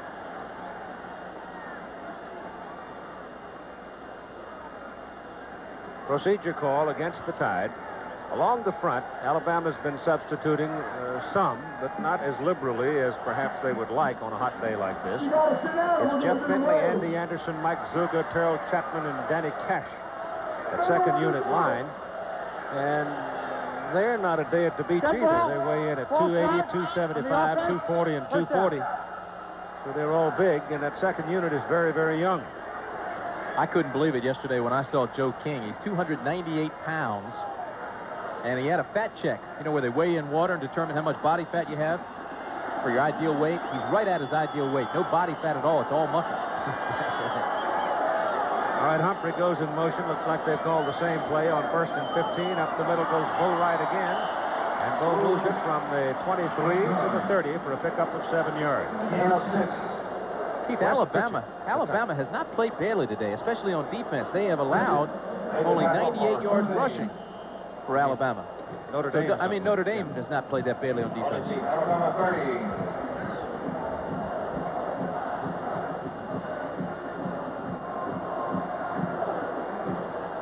Dell and Greg Payne now come wide on this play. Dell is the inside man. Shula pitches the ball back to Bobby Humphrey. Humphrey has to turn it back inside because the lane outside was fully closed, and Mike Griffin is waiting for him there and puts him on the ground at the 31-yard line. Let's update the heat factor on the field now with Al. Well, Keith, it's a happy report. The sun is dipping in the Birmingham sky right now. We've got a nice breeze blowing across the field. It's so much cooler than the first half. Even though a check of the field level thermometer just revealed a 100-degree reading, it feels about 85 or 90 or so. Very, very comfortable. Right, that's good news because fatigue sets in that fourth quarter with the kind of heat we had early on in the day. 3rd down and 7. Shula pitches it outside to Humphrey. Got him out there one-on-one, but that's a very good open field tackle by Troy Wilson to stop him short of the first down. So in comes the punting team for the Tide. Troy Wilson has gotten better every week. He's playing more aggressively. The open field tackle, he stays up high and doesn't take the leg fakes, the limp legs that the running backs give him.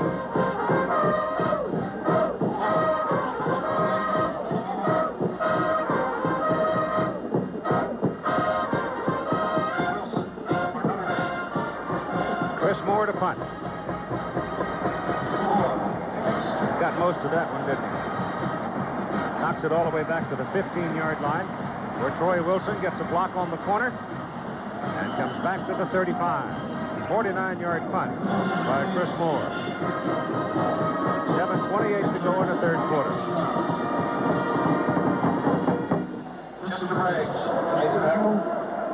Starting Tuesday night here on ABC, the American League playoff. Best of 7 matching the California Angels and the Boston Red Sox. And then on Wednesday night here on ABC, the National League will start from Houston as the Astros host the New York Mets. Play 2 in Houston, move on to New York in the National League. They start on the east side in the American League playoff. First down, Andrzak gives the ball away to Hiawatha Francisco, who has finally gained reasonable health and is back in uniform. And his first carry since coming back from extended injury is not particularly effective. He lost 1.5 yards. Hiawatha, Nahomia, Nokomis, Francisco. That's 31 letters, 17 consonants, and 14 vowels. And he's had one bad knee, and that has kept him slowed down a little bit. But he's back now. And he is the 10th Irish back to carry the ball today. Andrzak hands it inside. And the inside game, which was reasonably available earlier to Notre Dame, seemingly has been shut down now by Alabama. Monahan tried that time and just got nothing out of it to speak of. He got about 1 yard. So the Irish are looking at 3rd and 9. And back comes Bennett.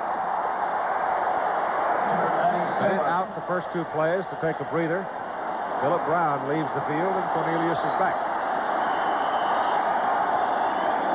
Time called here by the Irish. So each team has spent a timeout here in the third quarter. 6:19 to go, and Alabama leading by 18. And unfortunately, that's the weather picture for tonight. All right, it's 3rd down and long, 3rd and 9, and Burlien is back in at quarterback for Notre Dame out of the shotgun.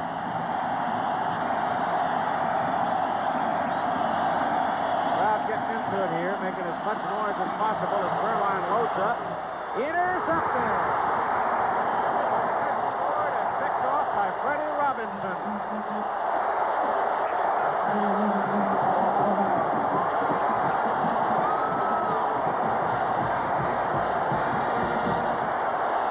Burlien had very good protection for a long time. Then time ran out as he tried to force the ball.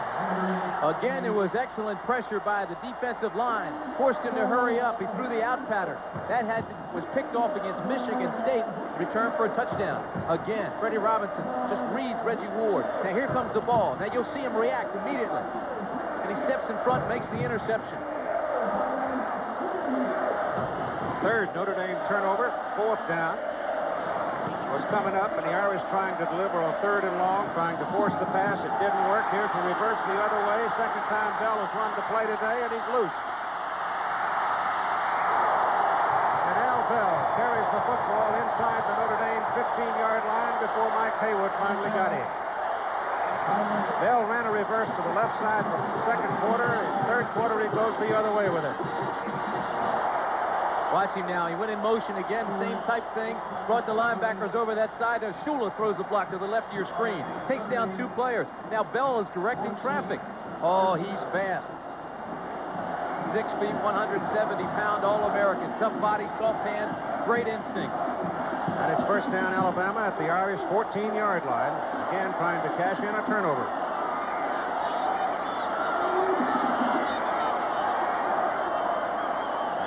Shula now goes back under center. He started to call timeout. Then he went back under center, realizing he'd already spent one timeout here. They didn't want to spend another, so he stepped back in there and ran the play anyway. Robert Banks is a little slow to get up, and you got a penalty flag. Ray Perkins puts his hands in the air. He says, what's going on out there? Let's get together. It's against Alabama.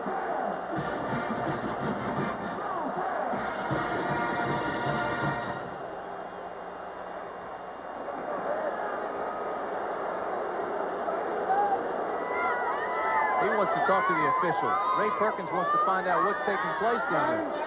On the offense, still first down. 25-second clock ran out on him. Shula started to walk away from center, then went back under center and called the play.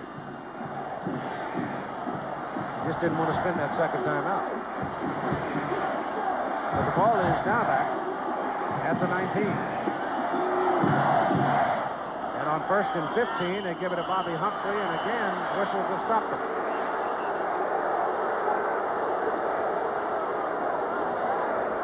We played that first half in a hurry, but the third quarters turned out to be pretty long as Alabama now gets stinged with a procedure call.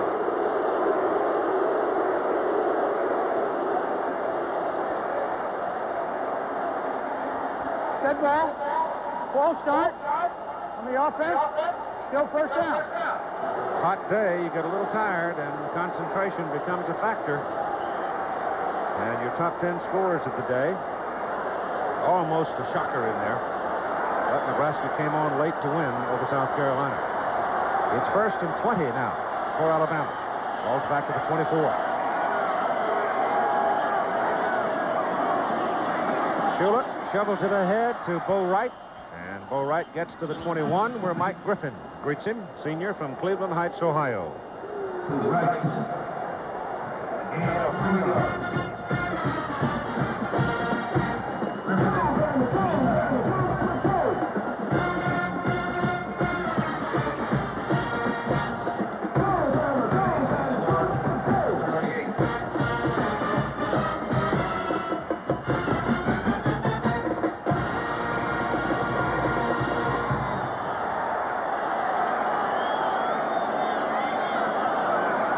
Second down from the 21. Shula drops. Bell's over on the side, has the ball, one man to beat. Can't do it. That is a very good open field tackle by Brandy Wells. I'll tell you right now, it's trying to bring Al Bell down in the open fields like trying to coil a cold hose on a December morning. You just can't get a hold of it. Oh, a cold hose on a December morning. Gain is down to the 12-yard line. You're right about Bell, though. He has those fast-twitch muscle fibers we've been talking about the last couple of weeks. But again, you stay high and you read him. He got down around his ankles, though, and held on. On 3rd down and 8. They send Humphrey to the boundary, and Shula drops. Shovels the ball ahead, and the ball is rolling around loose. It's an incomplete forward pass, and in comes Van Tiffin, the place kicker for Alabama. Van Tiffin with 112 consecutive extra points. He holds just virtually every Alabama record involving the foot and the football, including 7 of the longest field goals in the school's history. You know, he never practices extra points in practice. He says kicking an extra point is nothing. It's like a layup in basketball. So why bother with it? Go back and get the important stuff. Yeah, he's just barely skimmed 2 through today. This is a 29-yard field goal try. Missed it. Well, how do you do? He was 6 out of 6 on the season. Now he is 6 out of 7. And for a moment at least, probably reality will set in. It looked like the stamp was all right. Looked like the hold was all right. But he just hooked it out of there.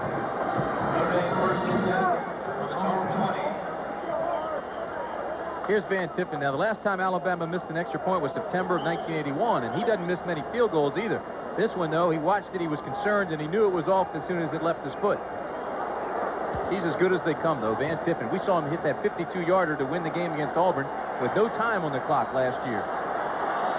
Andrzak is the quarterback for the Irish now as they take over at their own 20, trailing 28-10. And Andrzak dumps the ball off outside to Mark Green, ducks under a couple of Alabama tacklers, and gets a couple of yards on the play. He was in posture of losing as many as 5 yards, but comes up limping after being hit. That was Cornelius Bennett who missed him. You don't see that very often. Cornelius Bennett. They call him Biscuit. Well, you get a little infatuated with that clotheslining business or tackling the upper body, and sometimes you'll get burned doing it when somebody steps underneath you. 2nd down and 8. Andrzak optioned off to his fullback. Now he's got a peck of trouble. Throws an incomplete pass up the field. Anthony Johnson out of the backfield was the only eligible receiver he could find.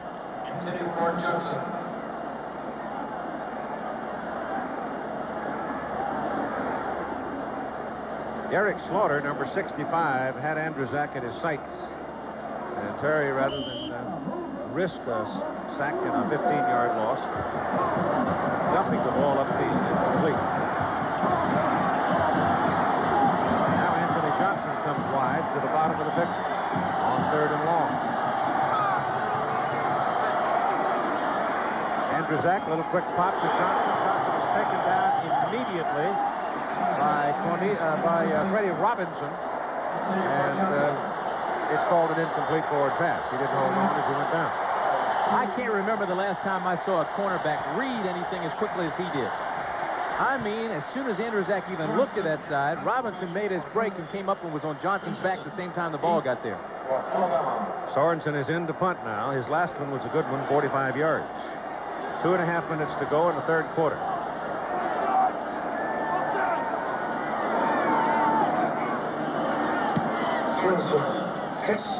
Pretty good kick by Sorensen inside the 40, 38 Richardson. They overrun him a little bit, but following troops get him and put him down at the 38. And let's meet the superfan now with Al.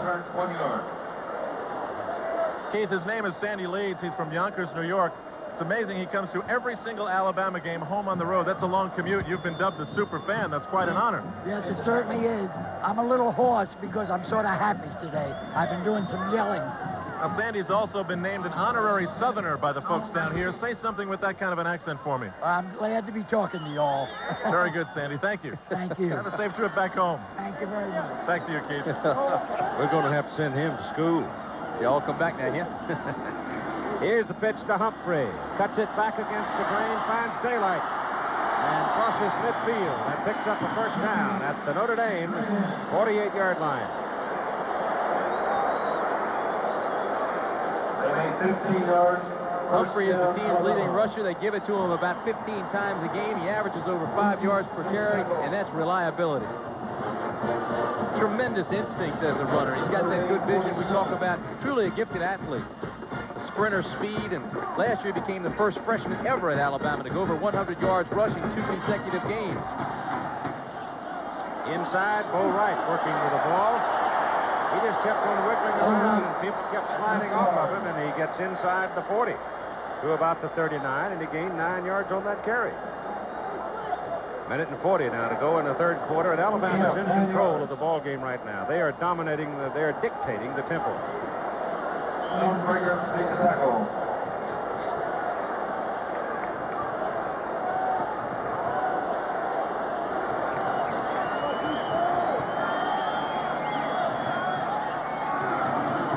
Shula outside. Bell set up the screen for him, gets one block, and gets down just short of the 30, where James Bob, a senior from Port Arthur, Texas, got him. If Bell had been able to get past Bob, he might still be going. Well, that Alabama offense is set up that way to get Jelks and Humphrey and Bell and even Richardson, get them one-on-one as often as they can and let them utilize that tremendous speed and that running ability. That flanker screen that time put a blocker in front of him, and it was fairly, well, it was a great defensive play to take him down for one thing. Clay Whitehurst, the wide receiver out there with him, did his job, too. He took his man down. First down. Shula's pass, intercepted. Bad pass, overthrown, intended for Humphrey, picked off by Mike Haywood. Haywood with a big return. He's finally run down from behind down to the 40-yard line.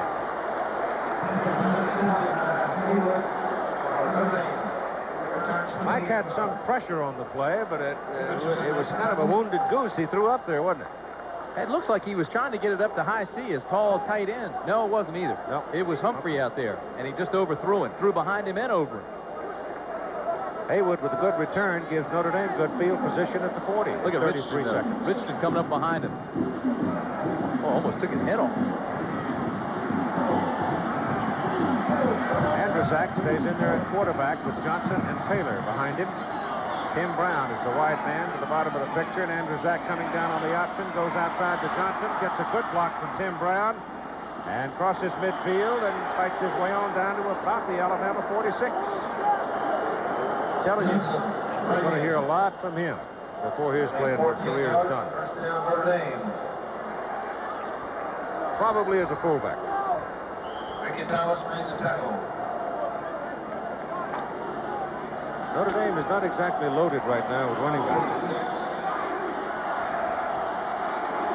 Clock running at 10 seconds to go in the third quarter. Andrzak on the option, runs back the other way and turns, fumbles the football and a scramble on it. Notre Dame keeps it. Andrzak fighting for what he could get out of it, seemingly was going to go down behind the line of scrimmage, but he takes the ball to the 38 and recovers it, apparently. Watch him, Keith. He looks like, here's the play action now. He's looking to the left side trying to get that little loop screen back to Johnson. But instead, he tucks it away now. Now, here comes Joe Goodwin. Watch him, number 90. Was it 90 that stripped him? No, 90 came over the top down. 57. It was Randy Rockwell that stripped the ball away from him. The third quarter is over with Alabama leading 28-10 over Notre Dame. Today's small cars are tougher than ever on all. Down and 3 at the Alabama 38-yard line. Steve Burlien in at quarterback. In trouble. Turns his helmet and shoulders upfield, though, lunging for his first down, and they're going to call him down, even though Slaughter comes out of the stack with the ball. He's going to have a first down very close to the Alabama 35. And I'll re-emphasize the old theme that's been around here now for 2 weeks. As you see the third quarter stats, Alabama has never beaten Notre Dame. Well, 3 things the Crimson Tide have never been able to do. Beat Notre Dame, win a Heisman Trophy, and beat Texas. Hard to believe there's never been a Heisman Trophy winner at the University of Alabama. I guess Joe Namath came about as close as you could come. On first down, Burlien pumps it. He's got Brown, goes the other way, and throws it out of bounds as Jackson shortened up his route. And Brown was wide open, going down the middle. Looked like Burlien was a little bit confused as to the route. I thought he looked up and looked as if he thought the receiver was going to do a down and up. There's Tim Brown. Tim Brown just did the square out and stayed.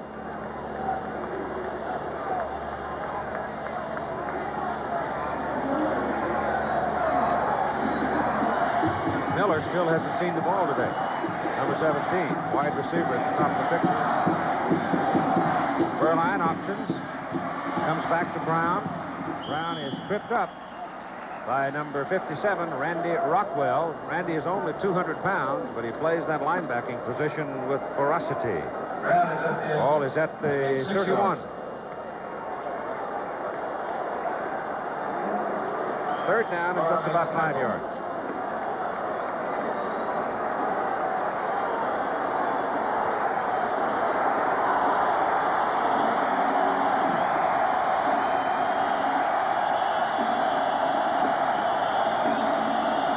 Quarter of play. 13:35 to go in the game.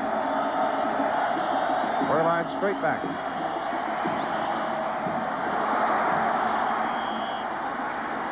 Well, I don't know what that was either. I guess the ball just simply took off, flew away from him because Brown was the only man in the neighborhood and he was 4 feet over his head.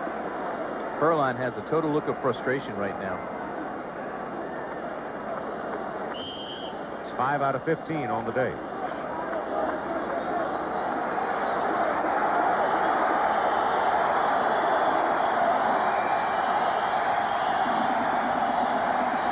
Fourth down and 5 for Notre Dame at the Alabama 31.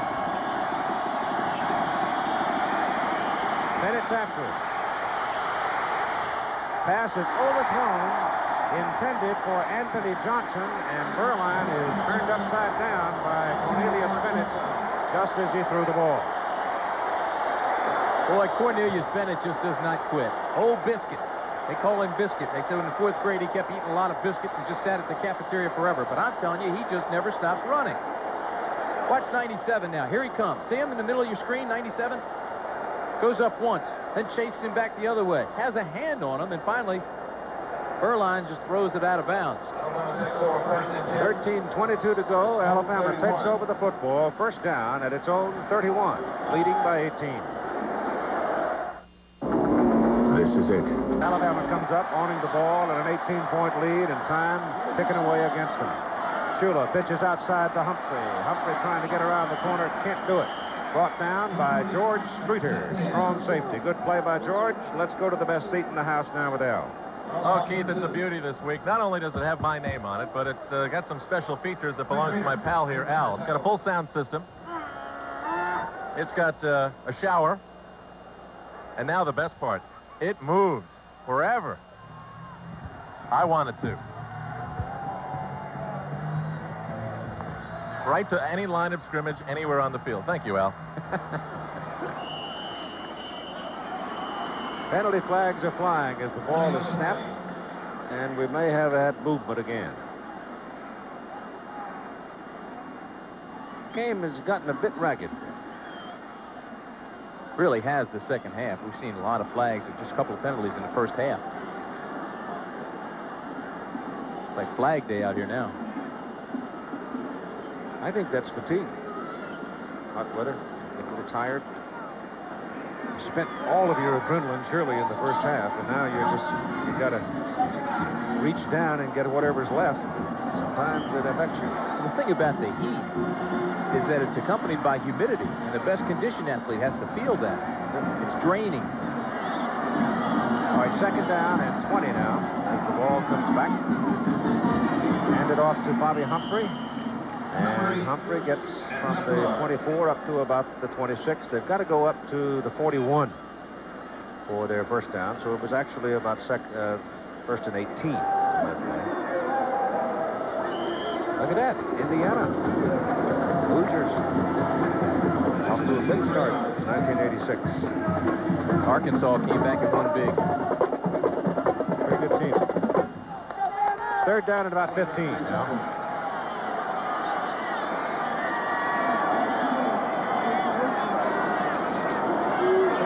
Shovel pass to Bo Wright, gets a block on the corner, gets one from Humphrey, turns it up to the 36, and there he is gang tackled. Bo Wright is thick. 5'11", 215 pounds, has a low center of gravity. Was an inside linebacker last year, now he's a running back. Kicking team is on now for Alabama. So Notre Dame's defensive unit does its job. They pin them up and hold them and force the punt. 11:20 to go in the game. Troy Wilson and Milt Jackson are the deep people for the Irish.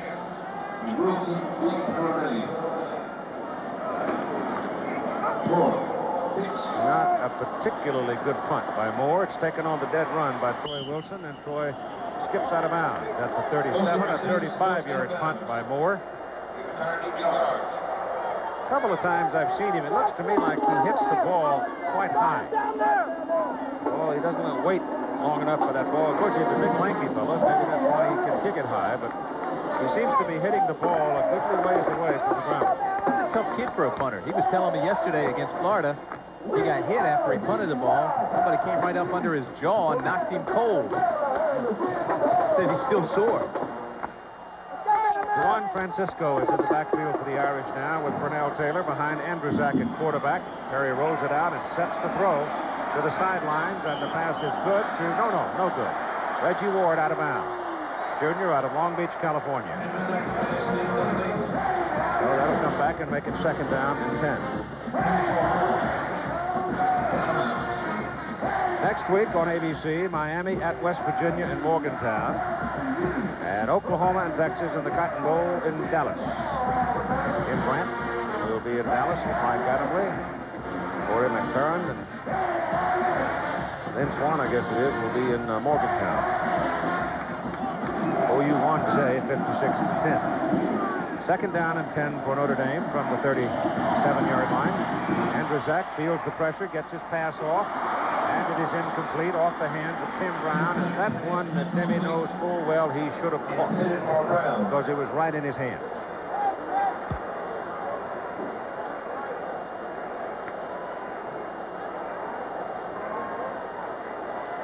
Looked like Tim was coming back at the ball too hard.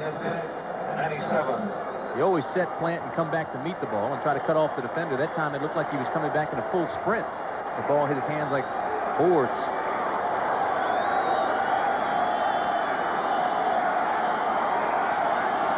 Third and 10.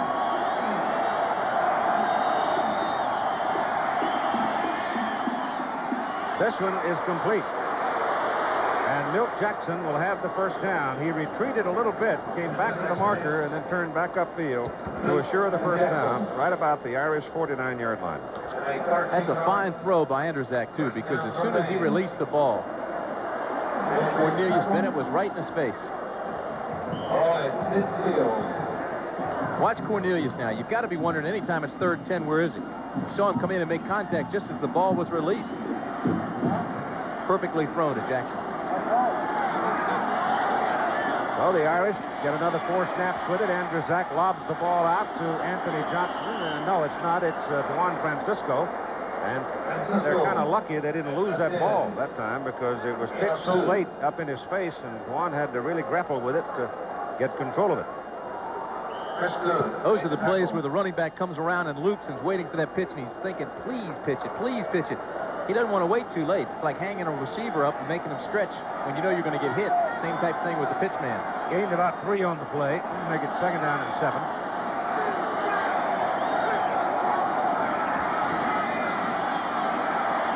Reggie's open.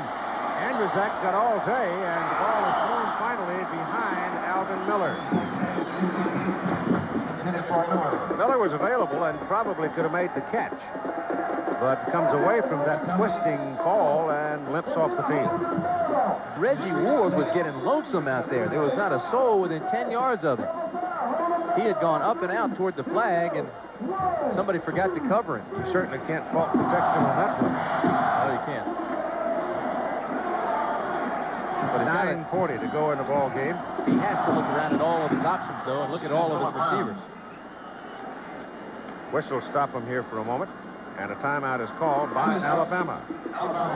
With 9:40 to play in the ball game, Notre Dame has the ball, but they are still trailing 28-10. They're crafty, fellow. Rebuilt that Iowa football program. Third down and 7 now for Notre Dame. And once again, the Irish are looking at 3rd and long, trailing by 18 points. Andrzejak Gets his pass off down the sidelines, and it is incomplete, intended for Tony Easton. Had no chance to get it because once again there was a linebacker in the face, Philip Brown in this case, of the Irish quarterback. And now the Irish will have to punt it away with 9.5 minutes to go.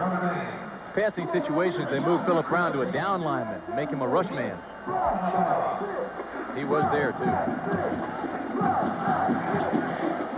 Little Mr. Poison back there, Greg Richardson, who broke one today for 66 yards and a TD. High kick by Sorensen.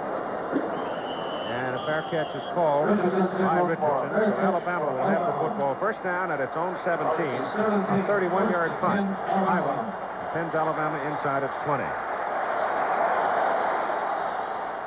You see, today... Never beat the Irish. There were two teams in Paul Bryant's brilliant coaching career he never beat that he wanted to. One was Notre Dame. The other was Alabama. Never beat Alabama when he coached against them.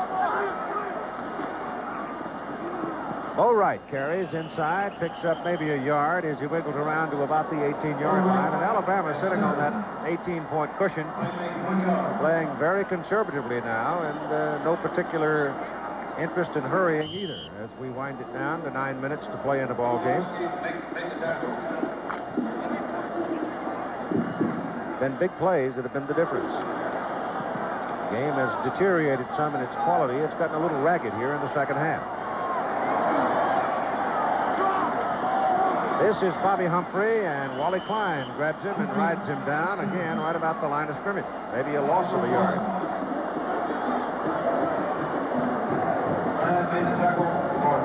How tough, up 3rd and 10. How tough does it become now to take Notre Dame back and tell your players that things will come together? Well, I think they're improved every week. I really do. Oh, they have. They really have. And this will be a fine football team. Lou Holtz is an outstanding coach, but it's taking time. Mike Shula, deep drop, trying to set up a screen for Bo Wright. He broke away from a couple of Notre Dame men, but one of them nicked him just enough. Number 37 got a piece of him, Dave Butler, and down he goes, and in comes the kicking team. But the cupboard was not full when Lou Holtz and company came in, succeeding the previous administration. They're just short certain players in certain positions. 4 years ago, when this freshman class was recruited, though, it was one of the best recruiting classes there. They just didn't develop as well as some other schools. The weight program was not a requirement, and they didn't get bigger, stronger, and didn't develop.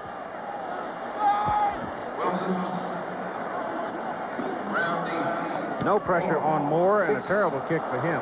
That is not a good Chris Moore kick. And it's going to be down right about midfield, where Notre Dame once again will have good field position. And if they're going to make a move, it's now, with 7:25 to play in the game. There's attendance.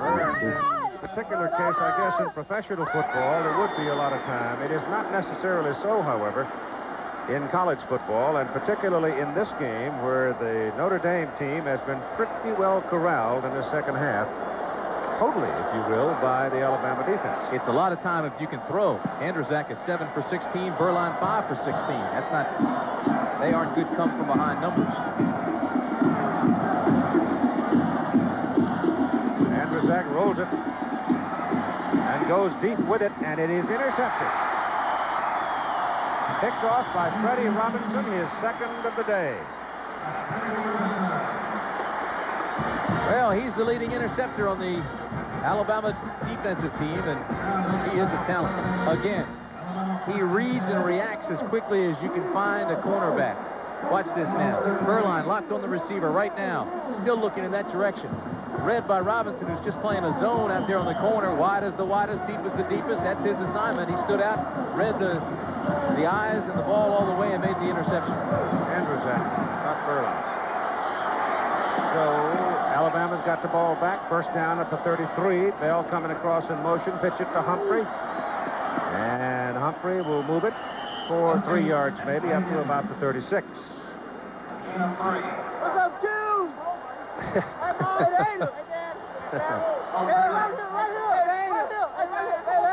Well, you know that they're going to be happy because these kids have lived with that specter over the years of never having done it. And you've got to let them have a little room now to be heard.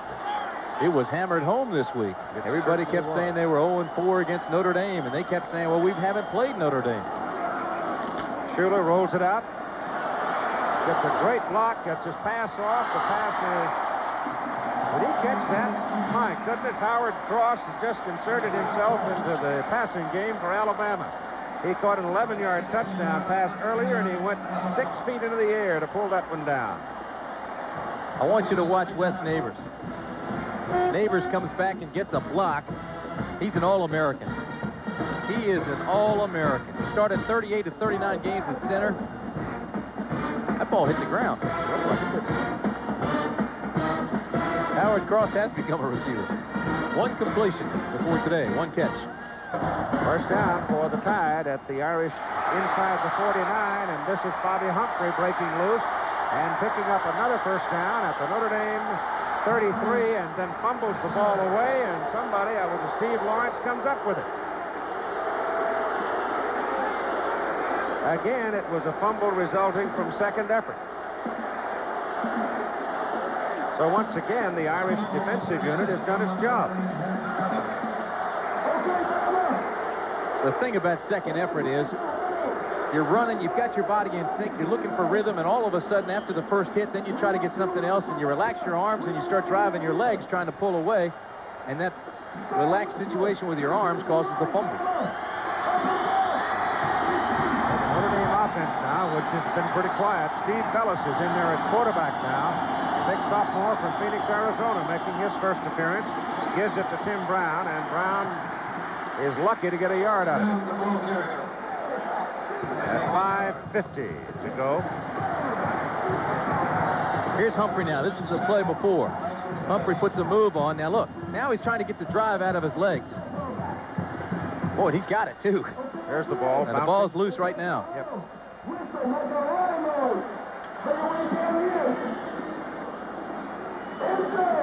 Give you an idea of what Notre Dame's problems are at running back. Brown, Tim Brown, and Mark Green today, both of them, 4 of 11. In other words, the 2 backs, 8 carries and 22 yards. Well, and they've used 11 ball carriers, too. That tells you there's no super back in touch with the game. And with 5:48 to play and 18 points down, they're almost committed to the pass now. Bellis options down the line and is thrown down. Rolling for a couple of yards as Tommy Cole, defensive tackle, a sophomore out of Jasper, Alabama, brings him down.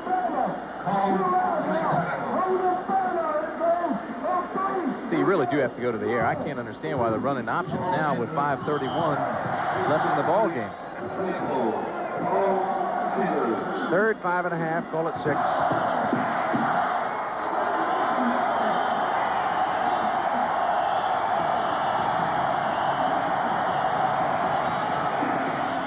Bellis throws to the sidelines. Penalty flag is back upfield. The ball is intercepted by number 34, Ricky Thomas, the strong safety. Let's see about the penalty. That may well be against Notre Dame for holding. If so, Alabama will have the ball.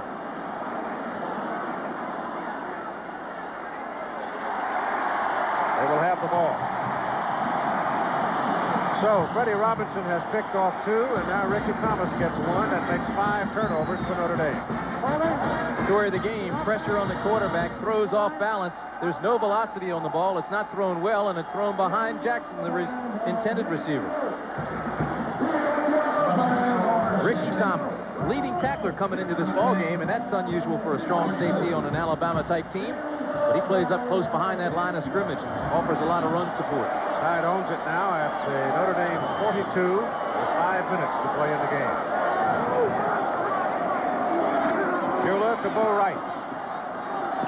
And he grinds for 1.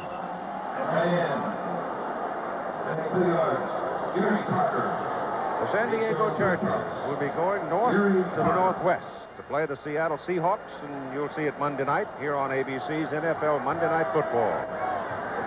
Chargers trying to get things back on track. A against the Seahawks, whom is one of the principal challengers out of the American League West, American Conference West.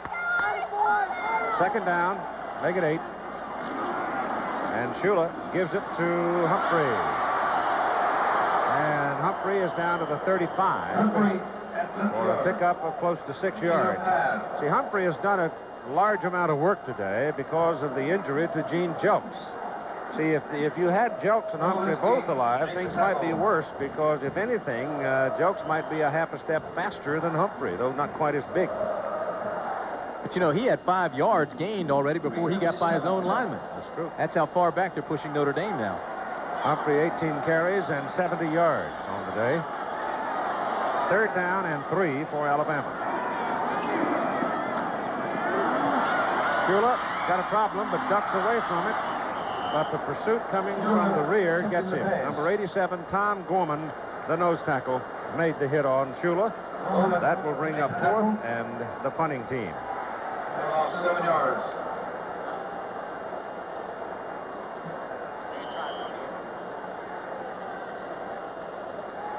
Aggies rolling today over Texas Tech, 45-8 in the Southwest Conference.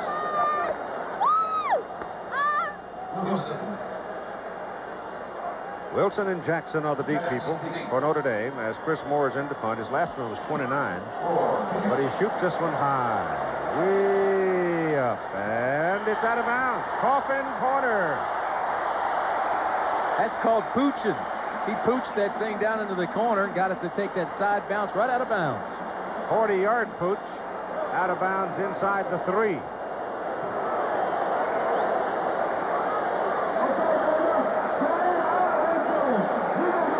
This is a solid football team from top to bottom. Kicking game is sound. Offense and defense extremely quick. Yep. They'll take some handling. It was interesting, though, today that they had their point explosion in the first half, whereas in their previous 4 games, they've done everything in the second half. That's really true. They've scored 78 points this year in the second half coming in to this ball game this afternoon. Andrzak is at quarterback, hands the ball off to his fullback, Braxton Banks, a freshman out of Hayward, California. And Banks has something out of it, up to the 9-yard line. So that's a little more than a 6-yard pickup, and there's an Alabama man hurt on the play. And there's your time remaining in the ball game.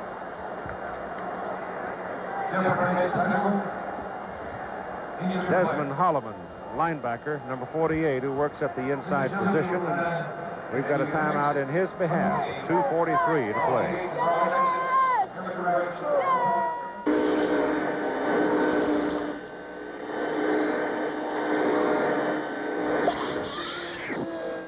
It's time to change your light bulb. Philips Longer Life Square bulbs last 33% longer than ordinary round bulbs.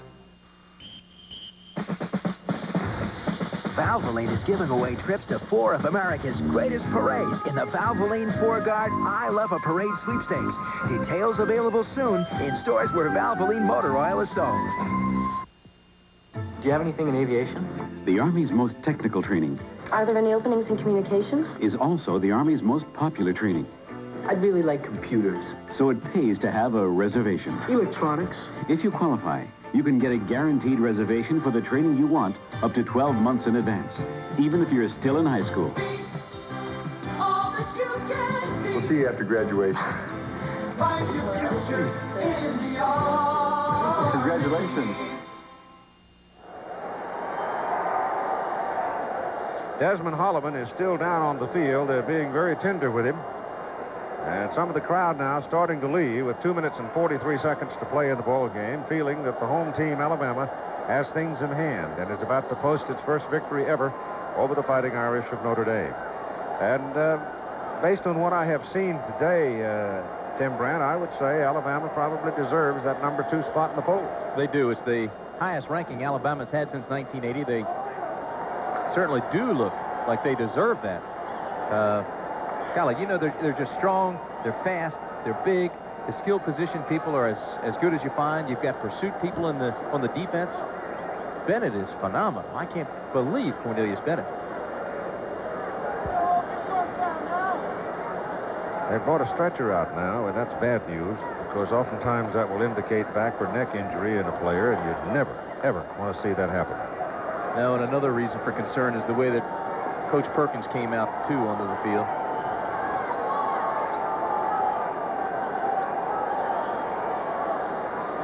So time is still out in behalf of Desmond Holloman. A 28-10 ball game with 2:43 to play. And now let's go to New York and Jim Lampley. Coming up this week on ABC Sports, you're going to see the beginning of baseball playoff coverage, starting with the American League Championship Series. Mike Witt going against Roger Clemens, perhaps the two most effective starting pitchers in the American League this year, certainly in the eyes of most baseball observers, and that'll be coming along Tuesday at 8 o'clock Eastern, 7 o'clock Central, 5 o'clock Pacific time. National League matchup for Game 1, Dwight Gooden of the Mets, who may end today with 107 wins and will have a chance to make it 108 in their last regular season game tomorrow, against Mike Scott and the Houston Astros. Scott, a possible game. Notre Dame's football, 2nd down and 3. Long 3 from their 9. Andrzak turns it up the field and will not get the first down. I don't think. His forward progress is close to the yard marker, but it'll be 3rd and short, I believe.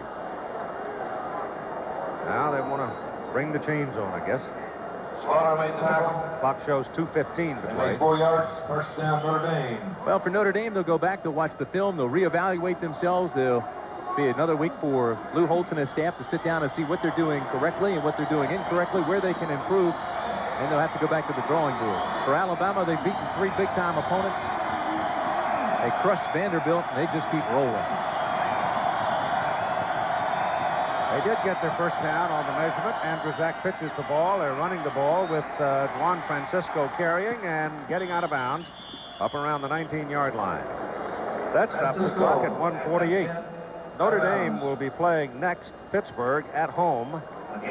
Pitt, a team that's coming right along, while Alabama will be going home to homecoming next Saturday in Tuscaloosa and playing Memphis State. Then on October 18, they're scheduled for the annual, or the every other year junket to Knoxville, Tennessee, which can be a treacherous place. 2nd down, 4 for Notre Dame. Andrzak again options the ball, hands it inside. Clock is now running at 1:40, and Al, do you have something on Desmond Holloman? Well, Keith, really not too much. As you might expect, there was a rather solemn group of medical staff and trainer-type people behind the bench.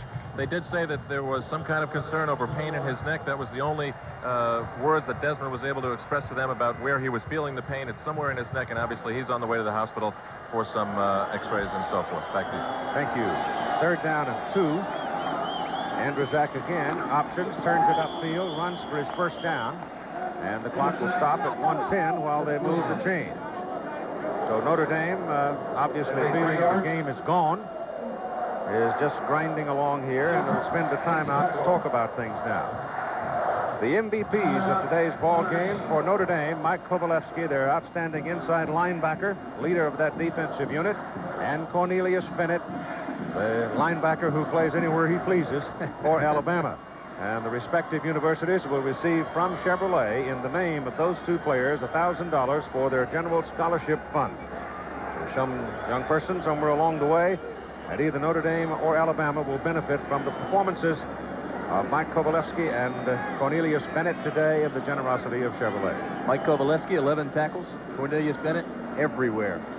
He was effective even when he didn't make the tackle or a sack. Newspaper writer asked Cornelius Bennett the other day, he says, when you were growing up, was there somebody in the neighborhood that was a bully or bigger than everybody else? And he said, me. Well,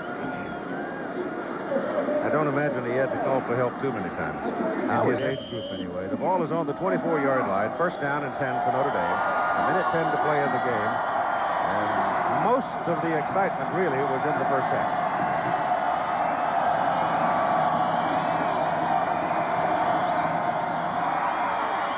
Andrzak back to pass the ball is going to be sacked and dropped back on the 8-yard line.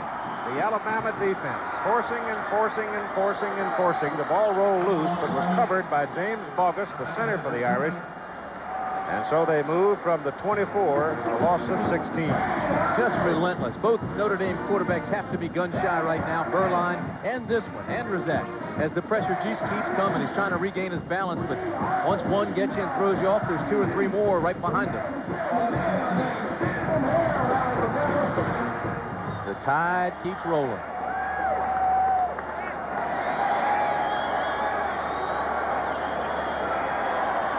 Clock is rolling now and is going to run out. And the Crimson Tide of Alabama is going to be 1-4.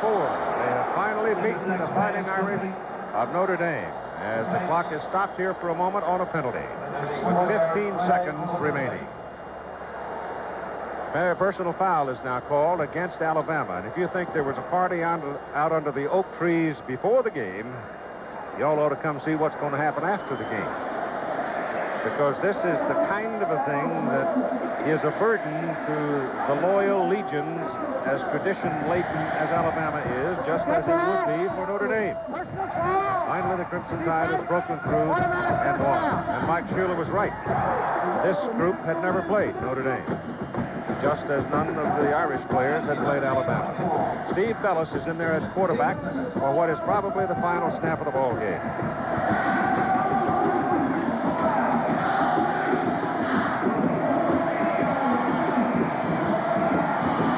Takes off with it and is finally put on the ground at about the 38, 39, 40-yard line. And the clock stops with 3 seconds. There'll be one more snap.